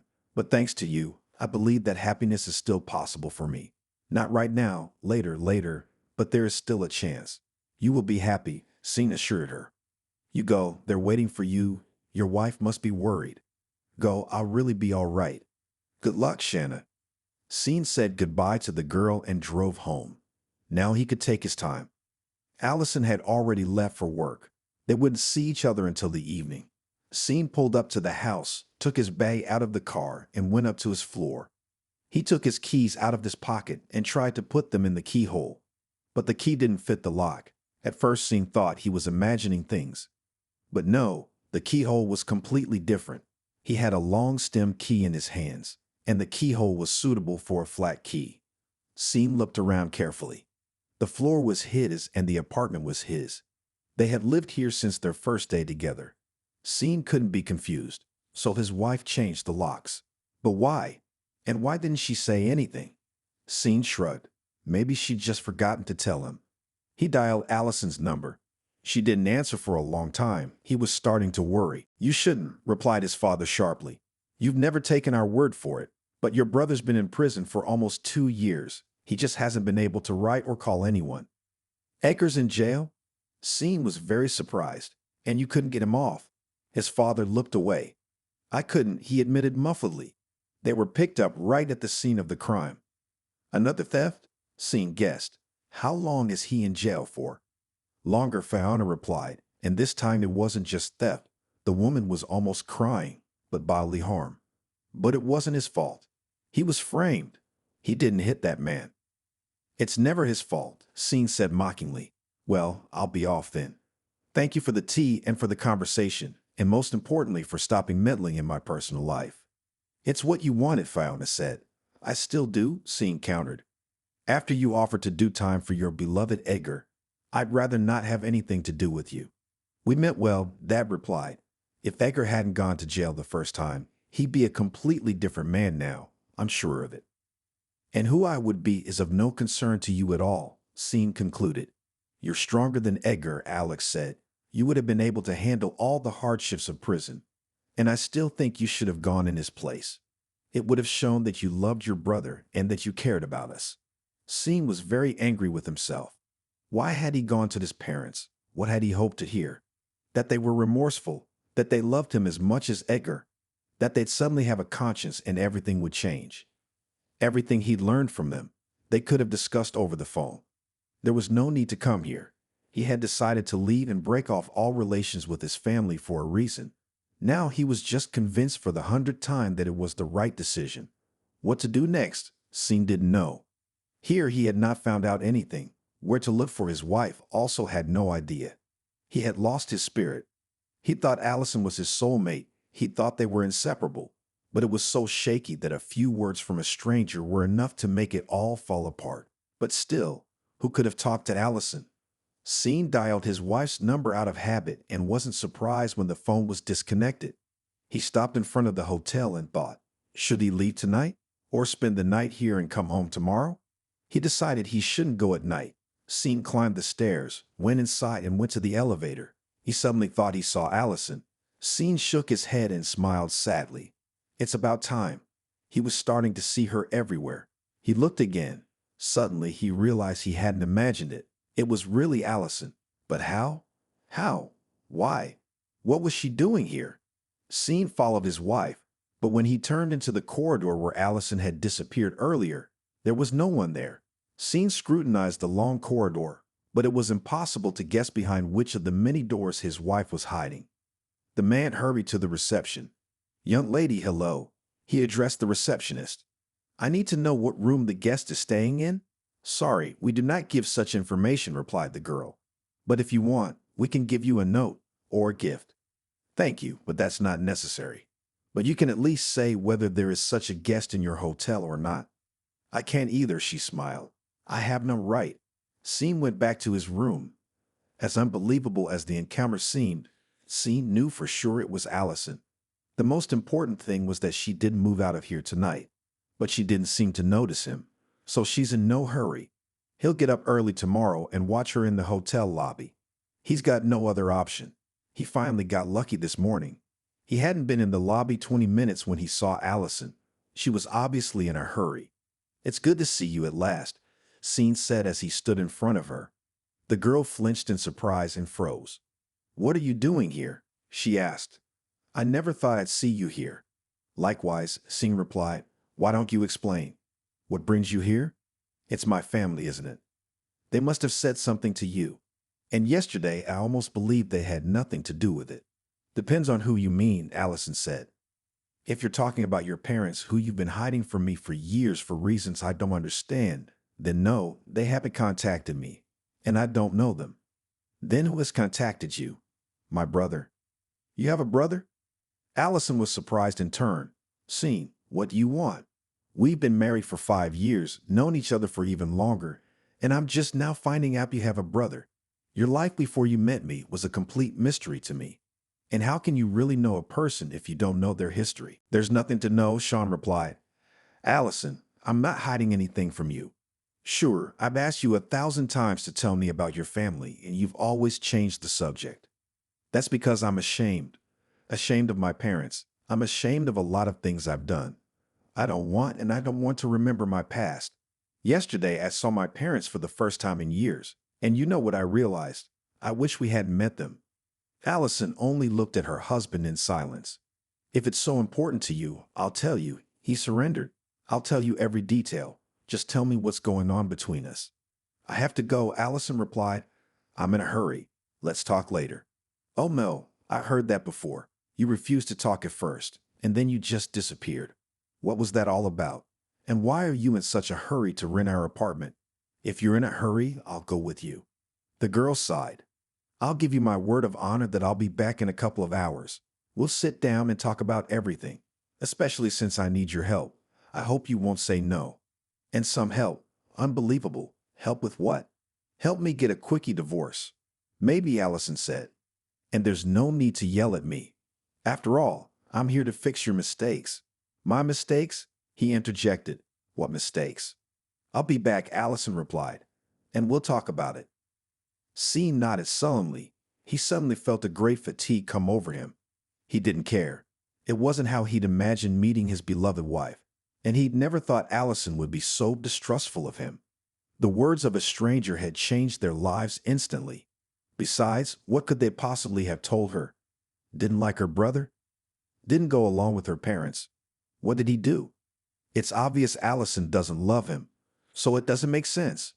She's made it clear she wants a quickie divorce, so he'd give her a divorce.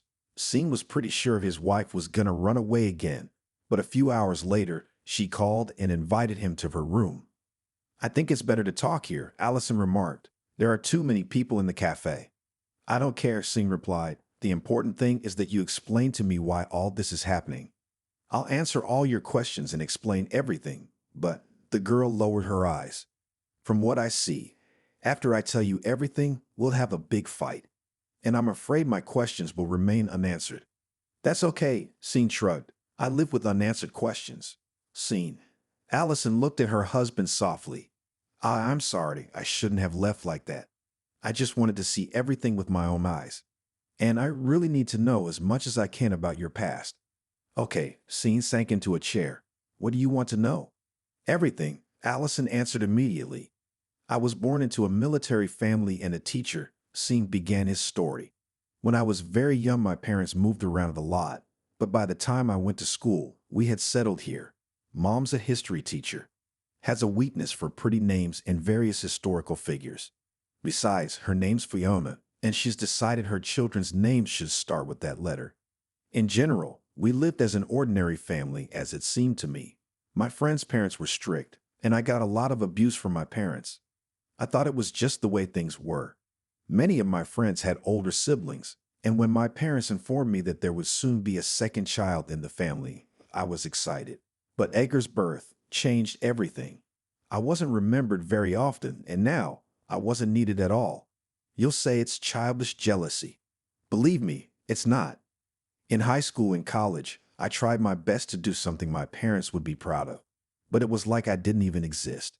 The only time they remembered me was when they had to get Edgar out of a jam. Believe me, I'm not proud of my behavior during those years. I should have been smarter, wiser. Just stepped aside and let them live their lives. But my parents were great at manipulating me. They would pull me closer and then push me away again. Eventually, Edgar started stealing. He was unlucky enough to get caught on a regular basis. As long as the thefts were small, Dad was able to get him off. But then he got arrested for grand larceny and Dad was powerless. So my parents suggested that I take the blame in due time for my brother. Allison looked at her husband with wide open eyes. I think I'm beginning to understand you, she whispered. And then what happened? Nothing. I packed up and left. I didn't talk to my parents anymore, and I'm here now because I thought they were the reason for your strange behavior. No, it wasn't them, Allison shrugged. So are you going to explain to me what's going on and why you came here? Scene. I understand that you don't have the best relationship with your parents. I can even understand your hesitation about having kids or not.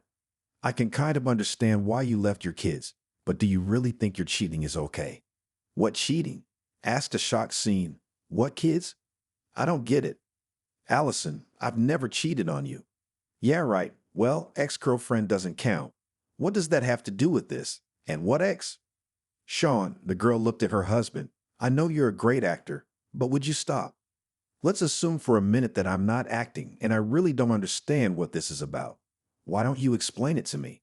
Well, if you prefer it this way, here, look. Allison held out her phone to him. Scene was looking at a sad-looking boy in the picture on the screen of the phone. He looked to be about 2 years old, maybe a little older. Take it. Allison held it out. Look, there are a lot of pictures. Scene didn't mind. He picked up the phone and flipped through the gallery. It looked like Allison had taken the pictures herself. There were dozens of pictures of the boy. Scene had no trouble noticing that the boy looked just like him. This kid is probably a relative of his. Who is it? He finally asked. Whose child is this? Your son, Allison answered him. Don't you recognize him? You've probably only seen him a few times.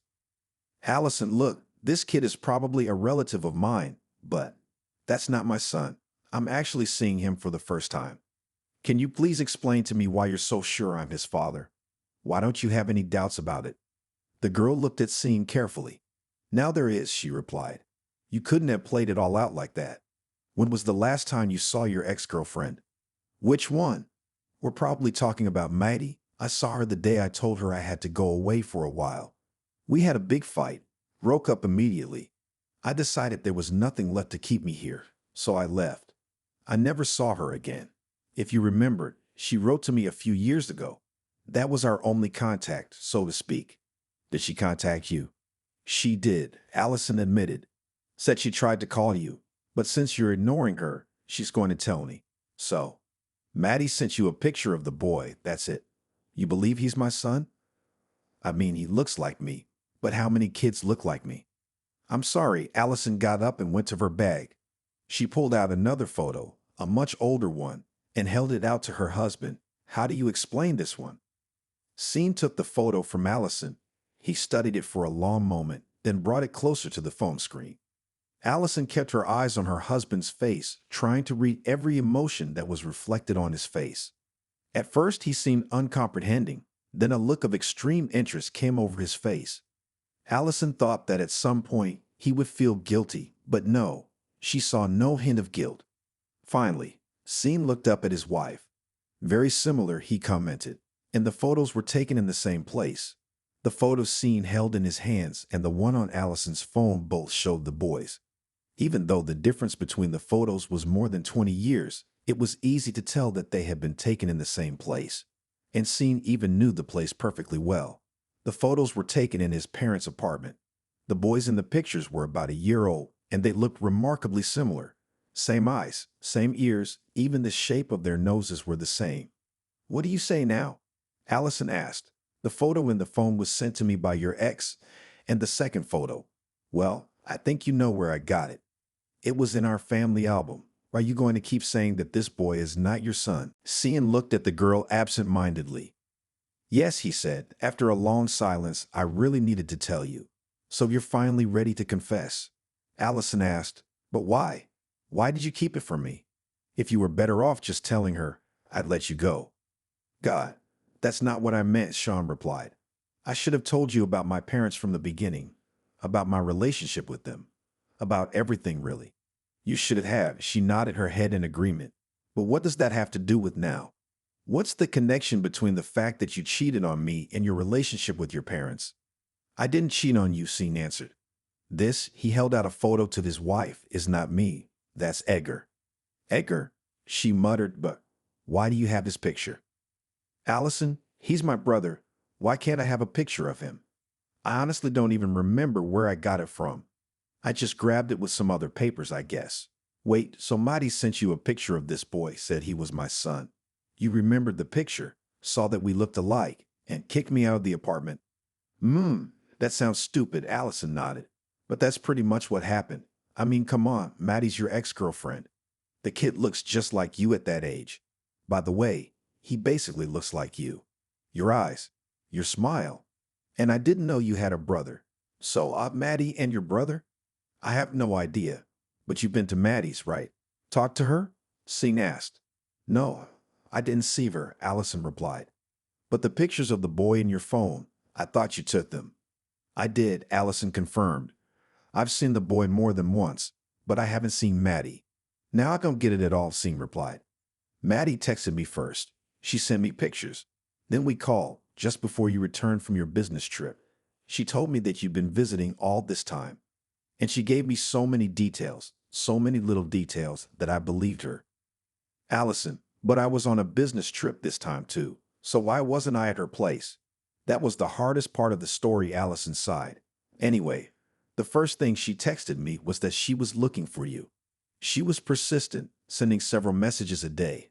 Eventually, I couldn't take it anymore and asked her what she wanted from you. Maddie replied that you'd been missing for months, not returning her calls, and that she didn't care about you, but needed money for the kids. Said she couldn't handle two. Wait, what two? Just like that, two. Maddie has 2 kids. She left the youngest one in an orphanage. His name is Gary. Maddie says she couldn't raise him. She didn't have the capacity. The older one is easier, and she'll keep him for now. But if you don't show up, she'll put the older one in an orphanage. Sean was silent for a long time.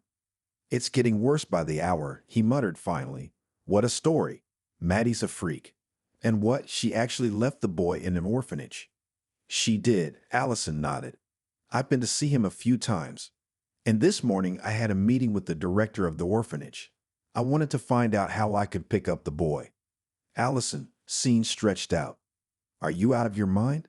I thought he was your son, Allison replied simply. I thought he was your son, Allison replied simply. God, you've made a mess of things. You almost drove me crazy. Are you mad? The girl asked. Honestly, I am, Scene sighed. I know it's a complicated story. And Maddie is not stupid. She knows how to navigate the situation and make the most of it.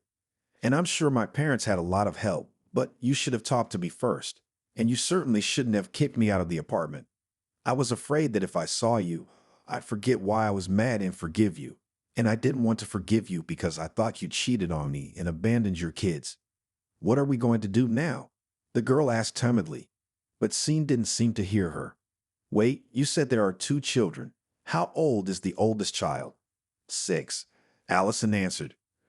God, she looked at her husband in shock. So he could be. Scene shook his head. No, he muttered. She would have told me. She would have told me. Scene, but you were still living here then. Does that mean that Maddie was having an affair with your brother before you left? I don't know. I don't know anything anymore. But you've seen their relationship, Allison said. Did they have any contact at all? Were they friends? I didn't think so.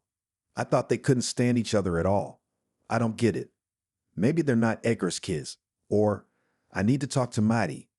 Allison shook her head. I called her several times. She's not picking up. Well, she was trying to reach me, Scene said. I'm supposed to get an answer. Can I have her number? Sure. Allison handed her husband her cell phone with Maddie's number written in it. Scene dialed the numbers and pressed the call. He waited for quite a while, but no one picked up. Do you have pictures of the older child? He turned back to his wife. Did she send them to you? Yes, Allison replied, but only 2. She handed the phone back to Scene. Scene stared at the pictures for a long time. It's hard to tell. He finally handed the phone back to her. Let's go. Where to? She was surprised. To my parents. Since Maddie's not answering, we'll have to ask them. Maybe we can find out where Maddie is. Okay, she nodded, following Scene. Are you sure I won't get in your way? Scene turned to his wife. Allison, you and I have a problem right now. You've hurt me a lot, and I don't know how we're gonna deal with it yet. But you're still my wife, and I'm not gonna divorce you. Unless, of course, you don't want me to. No, she answered hastily. I don't want a divorce. I'm so embarrassed, Scene. I don't even know what drove me to do it. It was probably resentment. I couldn't think about anything else but the fact that you cheated on me. I'm sorry, she asked. We'll talk about this later. All I wanted to say now is that you are my lawfully wedded wife.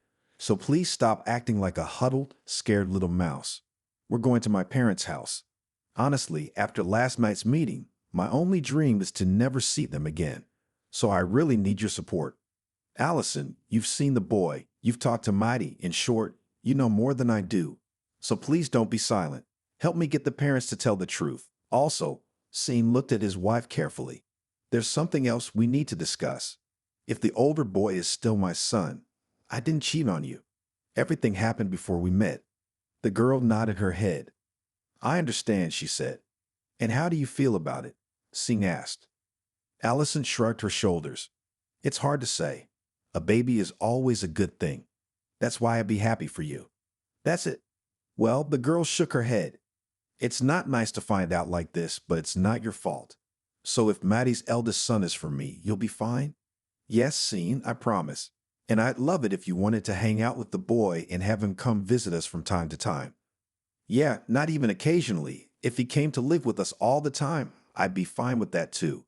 But if it's not your kid, it'll be a lot easier on all of us, Scene finished Allison's thought. I'm sorry, but yeah, don't apologize. I get it. It's gonna be really hard with Maddie. She's already blackmailing me with a baby, and I'm sure she'll continue to do so. Let's not get ahead of ourselves yet. It was important for me to realize that you wouldn't run away from me again if I found out I had a son. Fiona opened the door this time. You've been coming around a lot, she greeted her son. Come to blame us for all your problems again. She only just noticed Allison. Ooh, and this time there's more than one. This is Allison, my wife. Scene introduced her. We just have a few questions for you. The sooner you tell us the truth, the sooner we can leave. This is the first time we've seen your wife. Your father came out into the hallway. You still haven't given up on those conspiracy theories. I already have, Seam replied. We're going to talk about something else now. Where's Maddie? Maddie? Mom interrupted. What do you need her for? I could tell the woman was worried. I want to talk to her. She called Allison, wanting to talk to me, and I'm ready. That little shit. Alex resented her. I told her to stay away from you. So you knew she wanted to contact me. But why? And what's this story with the kids? Whose kids are they anyway? They're our grandchildren. And your nephews. Edgar's kids. He went to prison. And naturally, Maddie was running out of money.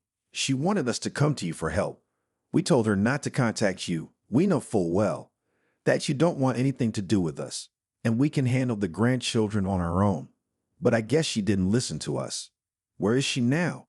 She's gone to her mom's in the country. There's no communication there. She should be back tomorrow.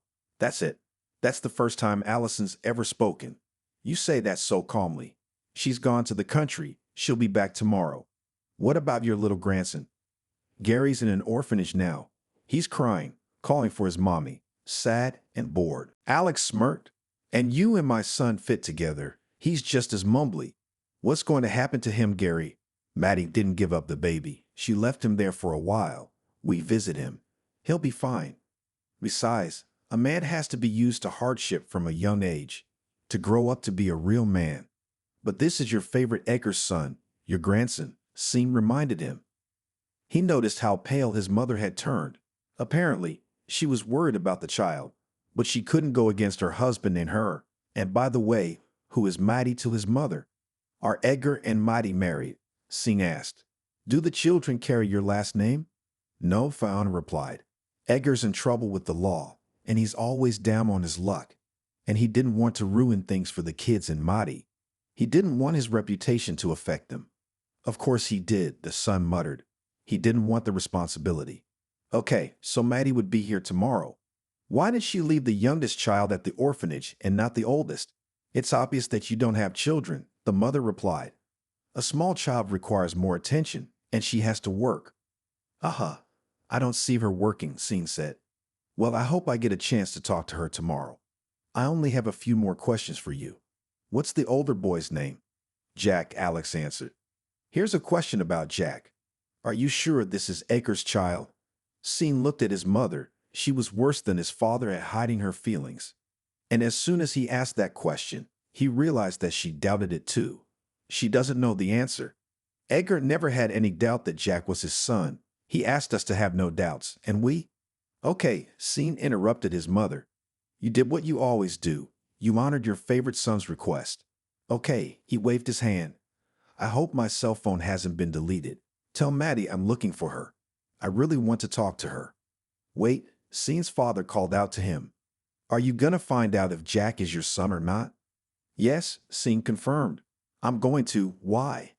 If it turns out that he is yours, Alex replied, then I'll talk to Maddie about giving the boy to you. Edgar's getting out of prison soon. He needs a family and other people's kids. Sean heard Allison gasp quietly next to him. The girl reached out and squeezed his palm. Yes, Dad, I understand, Sean replied without taking his eyes off the older man's face. Edgar has to have the perfect life, and you're going to try your best to create it, even though he will once again completely fail to appreciate it. The next day, Maddie called and then came to the hotel to see Sean herself. Your wife is crazy, she informed him, taking a seat in the chair across from Sean. When I called her, I didn't expect it to have this effect. I was just trying to piss you two off, and I was hoping you'd give me some money. And Maddie smirked. You two aren't getting a divorce, are you? None of your business. We'll deal with Allison on our own, Sean replied.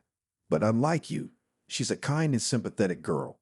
She cares about your kids more than you do. I don't care, Maddie replied. Will you give me the money? Jack, is he Edgar's son or mine?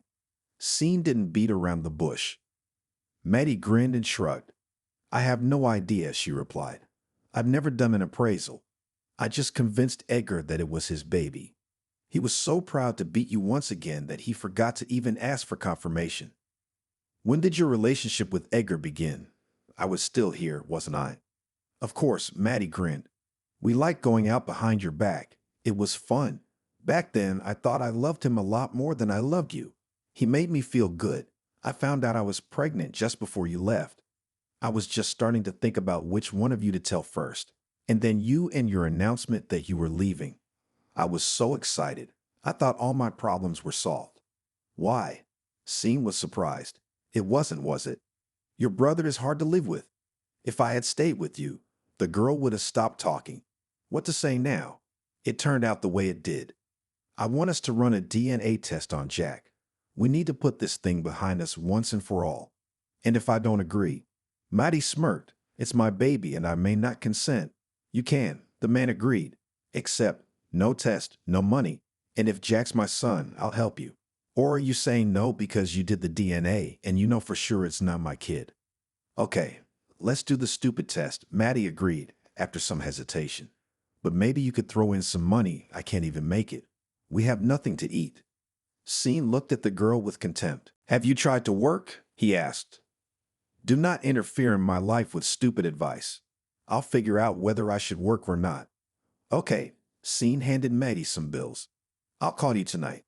I'll tell you where we're meeting tomorrow, and you know there's no second chances. If you don't show up, then I think Jack is my brother's son. Maddie stared at the money in her hands for a few minutes, thinking. All right, she said at last. You don't have to spend it. Here, she handed him a piece of paper. I made it 6 years ago. Jack is Edgar's son. Scene scrutinized the contents of the document. Thank you. He handed the document back to Maddie. Then we have nothing more to talk about. I hope we won't see each other again. Wait, Maddie exclaimed as Scene rose from the table. And you don't care that your nephew is in an orphanage? I do, Scene admitted. But I know exactly what will happen if I interfere. You'll use the boy to get money out of me. That won't make me happy, or most importantly him. So he spread his hands. You can take it from here, without me. Oh, and by the way, if any of you try to contact my wife again, I'll go to the police.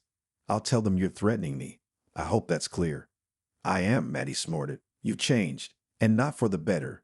Apparently your wife is all softness and humanity now, and you've become. Maddie was silent for a moment. Just like us, she finally finished. Maybe, Scene didn't disagree, but I still won't help you. Scene returned to the room, where a worried Allison was waiting for him. Did you talk? She asked. We did. Scene nodded. We're leaving tomorrow morning. What about the forensics? Allison asked. Maddie had already done the forensics back when Jack was born. He's Edgar's son. I've seen the papers. She just showed them to you. The wife was surprised. I gave her the money, Scene admitted. I made it clear that it was the only money she'd ever get from me. She must have realized I was serious, and she showed me the papers. I see, the girl stretched out. It seemed to Scene that his wife was even upset that Jack was not his son, so we're free to go home tomorrow. What about Gary? Allison asked, confused. Allison, let's talk, Scene suggested. What's going on? You, of course, have always been a girl sympathetic and soft, but this whole situation isn't really like you. What's the matter? Simple. Allison shrugged. He's a good boy. I feel sorry for him, and I feel like they don't need him at all. Scene covered his eyes. He just refused to believe what was happening. Allison, I wasn't asking about this particular kid. I was asking about the whole situation. Okay, well, let's talk about Gary first. You've already checked into his adoption. What did they tell you? That Maddie hadn't given him up, and therefore no one but Maddie could take him. Scene spread his hands. Then what was the conversation about? He asked. They don't want him, Allison replied. Allison, I feel sorry for my nephew too, and I wish I could help him. But let's just say we're trying to take him away. What do you think Maddie would do? I get it. I get that it's almost impossible. She'll start blackmailing us. She'll start pulling money out of us. And then she probably won't give up the baby. Because once we have Jack, she and your brother will have no further leverage over you. Exactly, Scene nodded. You know that. I do. I just feel sorry for the boy. I just feel sorry for the boy. What's that? The man asked. No, nothing. Allison dismissed it. You said we could go home tomorrow, but where are we going to go? I've rented out our apartment. She kept her head down. Allison, so you're not going to tell me what's going on with you? The girl shrugged. Not yet. I don't understand everything. Give me a few more days and then we'll talk, okay? Well, okay, Sting answered. And about the apartment? I talked to the chief yesterday. He is not happy that I am long gone. He says I have to go on a business trip again. Allison looked at her husband, almost frightened. Are you going away? She asked hastily. As soon as we get back to the city. The bosses are asking, or rather demanding, Sean answered. So I was wondering, maybe I should quit? Allison looked at her husband in surprise. Quit? I thought you loved your job. I used to, but now, with this boss coming in, I'm liking it less and less. So I thought, the apartment's rented, I won't have a job. You can't stand your job either. There's nothing to keep us in this town. Why don't we go somewhere else and make a fresh start? Allison looked at her husband shyly. With me? Allison, we've been over this. Thank you for not being disappointed in me and for giving me a second chance. I know I'm a mess. I don't know what's going on, but right now it seems to me like you had some other reason to do this besides the ones you gave me. I hope one day you'll tell me everything. In the meantime, let's forget about this and think about where we can move to. What should we do, a big city or a smaller town? Allison and Sean returned home. For now, they checked into the apartment where Sean lived. They needed a few more days to quit their jobs, finalize things, and pack. They still hadn't decided where they were going to go. Sean offered Allison to choose a city, to look for a rented apartment, but the girl only replied that there was still time. About a week later, Sean came home and found his wife looking at houses in the remote village. You want to move there? He wondered. But where would we work? Allison shook her head. I thought about moving, she admitted, but not for the two of us. I know you dream more of the big city and... Do you want to live in the country? Sean asked. No. Allison shook her head. Not that I really want to, it's just, I don't think it's a bad house. And it's cheap to rent. And life is cheaper in the country. I could live there. And there's a job. They're looking for a kindergarten teacher. So good. I see that you have decided everything again, and most importantly, again, everything without me. No, she shook her head.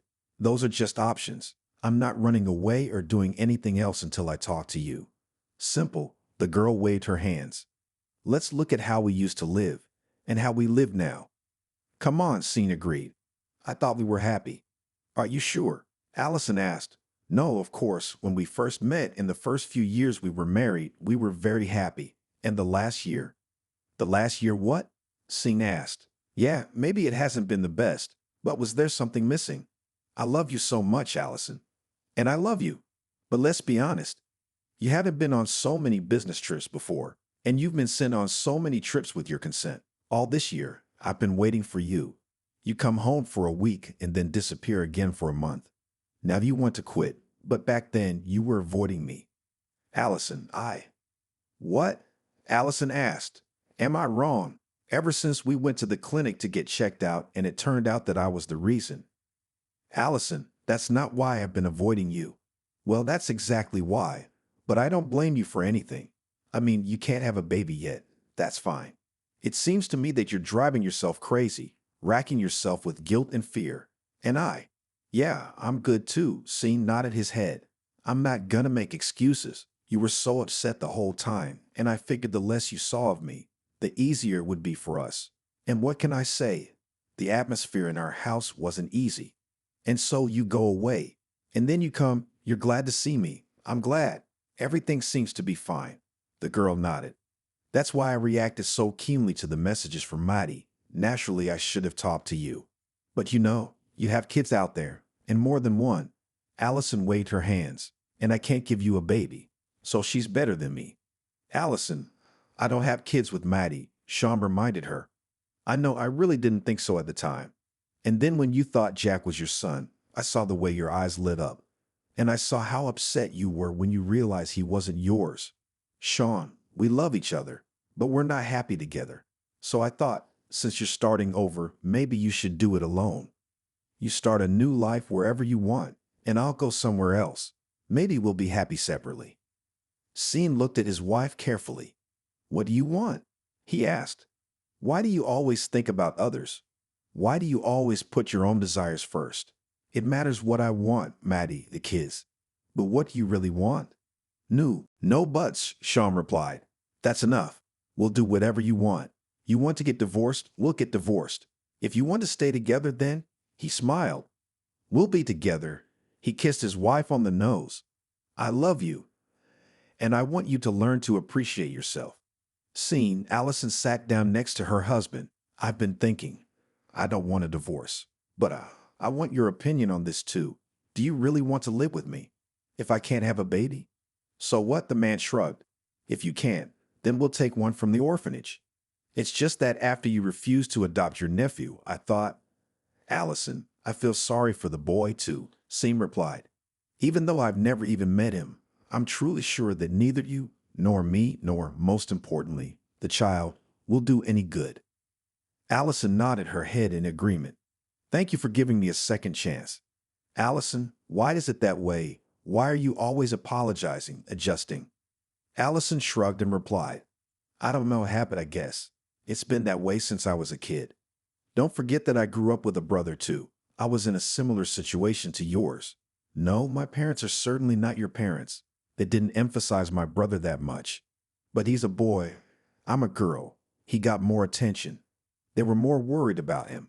I was quiet, studious, and he fell into bad company early on.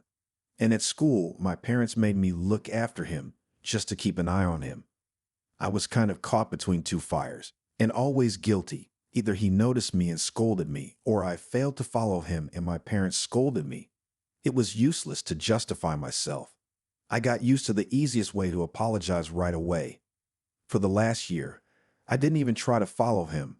I just went to my parents and listened to their reproaches. But thank God, things got better after that. They're so close now.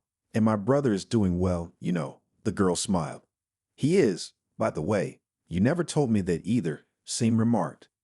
Allison nodded. You're right about that, she replied. I thought the past was important, that it would help me get to know you better. And now I realize that's just silly. What matters is who you are now, not what you were in the past. Sean, you said to think about what I want. I did. And it's not just about you and me. Ooh, that's new. I'd love to hear it. I don't want to move to another city, and I've rented our apartment for a while, just for a month. Also, I know you and I have plenty of money set aside. Let's sell this apartment and get a bigger one. That's not a bad suggestion, Scene agreed. We really need the apartment, but I already quit my job. You didn't like it, Allison reminded me, and I quit. Let's find another job, one that we like. I like this town. We already know everyone here. And I found a good doctor. Well, that's a good reason, Sean agreed. Then we stay here and start looking for a new job. We can put the apartment up for sale in advance too. Do you think the tenants will let us take pictures? The realtor took pictures before the lease. Let's call him. I don't like your realtor. He's slippery. Let me guess, the whole reason he's a man? Allison asked with a laugh. That too. Allison, Sean suddenly became very serious. Promise me something. If you ever feel unhappy around me again, just tell me right away. Let's not bring it to a situation like this again. I agree, Allison nodded. So I'm calling the realtor? Yes, but we'll meet him together. Allison could only marvel at how life had changed since that day.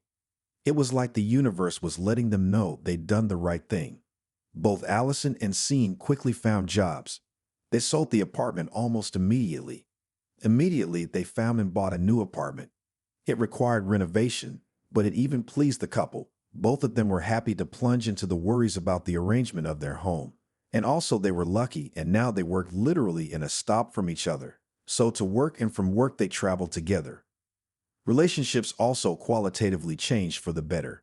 Of course, Allison would occasionally forget and start apologizing to Scene for everything. But her husband quickly stopped her. Saturday morning, Scene woke up alone. He went into the kitchen and found Allison finishing her breakfast. Why are you up so early? He asked. You didn't wake me up. Allison kissed her husband on the nose. I wanted you to sleep a little longer. I'm going to the clinic, remember? I'm coming with you, he answered immediately. Allison giggled and rolled her eyes. Scene, she bowed her head. The couch will be here in 2 hours. Did you forget? I forgot, he replied. But don't get upset. The girl interrupted him. I'm going for a routine appointment. The doctor will just tell me how my condition is, whether something has improved since I was treated or not. That's quite an appointment. Call me as soon as you get out of the doctor's office. And don't get upset if the results aren't good. Allison nodded. I promise, she replied. Scene stayed behind to wait for the couch, and Allison left for the clinic. About 2 hours later, she called him and told him in a cheerful voice that the tests were excellent. The couch was here. Scene reported back. Are you going home? Yes, Allison replied. I'm just going to stop at the candy store for some brownies, and then I'll be right home. I'm waiting, her husband replied. Allison smiled happily, put the phone in her bag, and went down the steps of the clinic. It was warm outside, and the girl took a deep breath with pleasure. She thought about the fact that they still needed to find a dresser and curtains for the bedroom. But today they could give themselves a day of rest. They already had a lot to do. Their apartment finally felt like a cozy family nest, and they could celebrate. The doctor said she was fine now, and nothing should interfere with the pregnancy. On Monday, Allison looked outside reluctantly. We got to work early, she declared to Scene. The weather's lovely. It's been such a great weekend. I don't feel like going to work. Let's have lunch together, her husband suggested. It would make the time go by faster. Allison nodded her head. I'd agree. But in the morning, Scene realized that his plans for lunch with his wife were unlikely to come true. Everything seemed out of control today. The plans changed lightning fast. He called Allison, warned her about canceling the lunch together. But by noon, everything had calmed down, as if Providence had finally taken mercy on Scene and his colleagues. At lunchtime, he left the office and walked toward the cafe where he and Allison usually met. He decided to dial his spouse's phone number. If she was free, they would still have time to meet. Scene, suddenly he heard a voice behind him. Scene turned around and saw a pretty girl rushing towards him. You probably don't remember me, she started. No, Scene answered. I remember you perfectly. You're Shanna. You and I were almost in a car accident once. Yes, that's me, Shanna replied. I'm so glad I ran into you. I was so sorry I didn't have your phone number. I really need to talk to you. This won't take long. Why don't we grab a coffee or? Scene was curious to see how things were going with the girl himself. Allison's not expecting him, so why not say yes? All right, let's go, he replied. Great, my favorite cafe is right next door. Do you work anywhere near here? Shanna wondered. I've never seen you before. Is that surprising? Actually, it's not surprising at all, replied Scene. I've only been working here for a short time, just a few weeks. How are you doing? I'm good. Of course, I'd had a difficult time, Shanna began. My divorce was really hard on me. Plus my ex-husband, the girl shuddered. To be honest, I never realized he was so petty. The divorce was really hard. We shared everything down to the spoons. But now, thankfully, it's over. The first time after the divorce, I was just glad it was over. And now it's good. Now I've learned to enjoy my freedom. That no one cheats on me, no one hurts me. All in all, it's all good. I'm very happy for you, Scene smiled. Allison entered the cafe with two colleagues. Have you really never been here before? Anna asked her. This place has the best food in town. No, Allison replied. It's my first time here. Wow, Victoria suddenly grabbed Allison's hand. That's your husband? The girl followed her co-worker's hand. Yes, she nodded with a slight smile. That's Scene. And he's with the girl, Anna informed the obvious. I see, Allison nodded. Let's sit somewhere far away so he won't be distracted. What do you mean distract him? Victoria didn't understand. It's probably a mistress. Or he's having a business lunch and we're interrupting, Allison suggested. Even if it is a business meeting, she's beautiful and smiling at him. Allison just shrugged silently. Come on, Anna called out. I found a great table. We'll see everything, and they won't notice us. Allison looked at her colleagues in surprise. What did we need to see? She asked, taking a seat at the very same table. Are you crazy? Victoria exclaimed. Why are you sitting with your back to them? You won't see anything. Girls, maybe we'll come here some other time, Allison asked. Right now, let's have lunch somewhere else. No, Anna said firmly. We can't keep you here, but we're not going anywhere. If you'd rather turn a blind eye, we're gonna have to help you. He's cheating on you. He's making a fool out of you. Allison sighed heavily. Okay, she said, we'll stay here. Watch if you have nothing else to do. Only it's all for nothing. I'll come home tonight, ask him, and he'll tell me all about it, and you'll believe it. Simple as that. You better check his cell phone tonight. Try social media. See who he's texting with. I'm not gonna do any of those things, Allison replied. Life has taught me to trust the people I love. I also know that Scene loves me. We're great, and he's not cheating on me. So I'm not gonna check anything. And you check just for yourself, just to make sure, Anna insisted. Allison realized she wasn't going to change her colleagues' minds. Aha, she mumbled. I will. I'll do as you say. Fortunately, the food did turn out to be excellent, and for the time being, the co-workers left Allison alone. They continued to watch her husband, but they didn't say anything to her. And Allison didn't ask. But as soon as the meal was over, the moralizing came back again. They'd smile at each other. She flirts with him. Allison shrugged. They are pleasant to each other. They have a friendly rapport. That's enough, she asked her friends. We should get back to work. The rest of the day was quite nerve-wracking for Allison. Anna and Victoria took turns coming up to her and suggesting different ways that she could follow Scene. It even came down to a private detective. Allison had been reluctant at first, but for the last 2 hours had only nodded. I'll do whatever you say. Of course you're right. I need to check it out, she kept saying. And her friends, sensing that they were succeeding, pressed her harder and harder. Allison was literally counting the hours until the end of the day. But then the boss showed up and asked her to stay a little longer. She had another urgent assignment to complete. Allison hoped that at least the girls would go home, but they were watching her every move. Finally, Allison couldn't take it anymore. Girls, did someone cheat on you? No, wondered Anna. Should I have? It seems to me that yes. At least I would have cheated if I were your husbands. You're both looking forward to it. I'm sorry, but Scene and I are different. He's not cheating on me, and I just trust him. I'll come home, and I won't even ask him anything. I'll just tell him I saw him at the restaurant tonight. If he wants to, he'll tell me who he was with. And if he doesn't want to, he won't, and that's fine too. I hope there are no more questions. Allison walked into the apartment and immediately smelled the good smell. You late tonight? Scene looked out of the kitchen. Aha, Allison replied. The chief asked me to stay late. Are you cooking something? Yeah, he said. I thought I'd make something quick. I'll give you a hand, Allison replied. Okay, agreed her husband. I'll meet you in the kitchen. There's something I want to tell you. Allison appeared in the kitchen a few minutes later and began setting the table. I saw you today, she said, at lunch. My co-workers took me to a new cafe and you were there. Why did you come over to say hello? The husband wondered. Allison, he looked at the girl carefully. Are you jealous? Allison smiled slightly and shook her head negatively. I'm sorry, but no, she replied. I just thought you might have a business meeting and didn't want to intrude. Besides my co-workers, she waved her hand vaguely. What? That's a separate and unnecessary conversation. They've been trying to convince me all day that you're cheating on me and that I need to follow you, hire a detective, check your cell phone, and all that kind of nonsense. Need to? Scene asked. Who? Allison didn't understand. The phone is mine, Scene answered. The girl bowed her head thoughtfully. But you can give it to me, she agreed. I like one dress. I'd love to buy it with your card. Scene laughed, then pulled his wife against him. Thank you for trusting me, he replied. And by the way, my interesting story has to do with this girl. And I do not even know whether it's good that you did not approach or on the contrary. It's a pity that you did not do it. Why?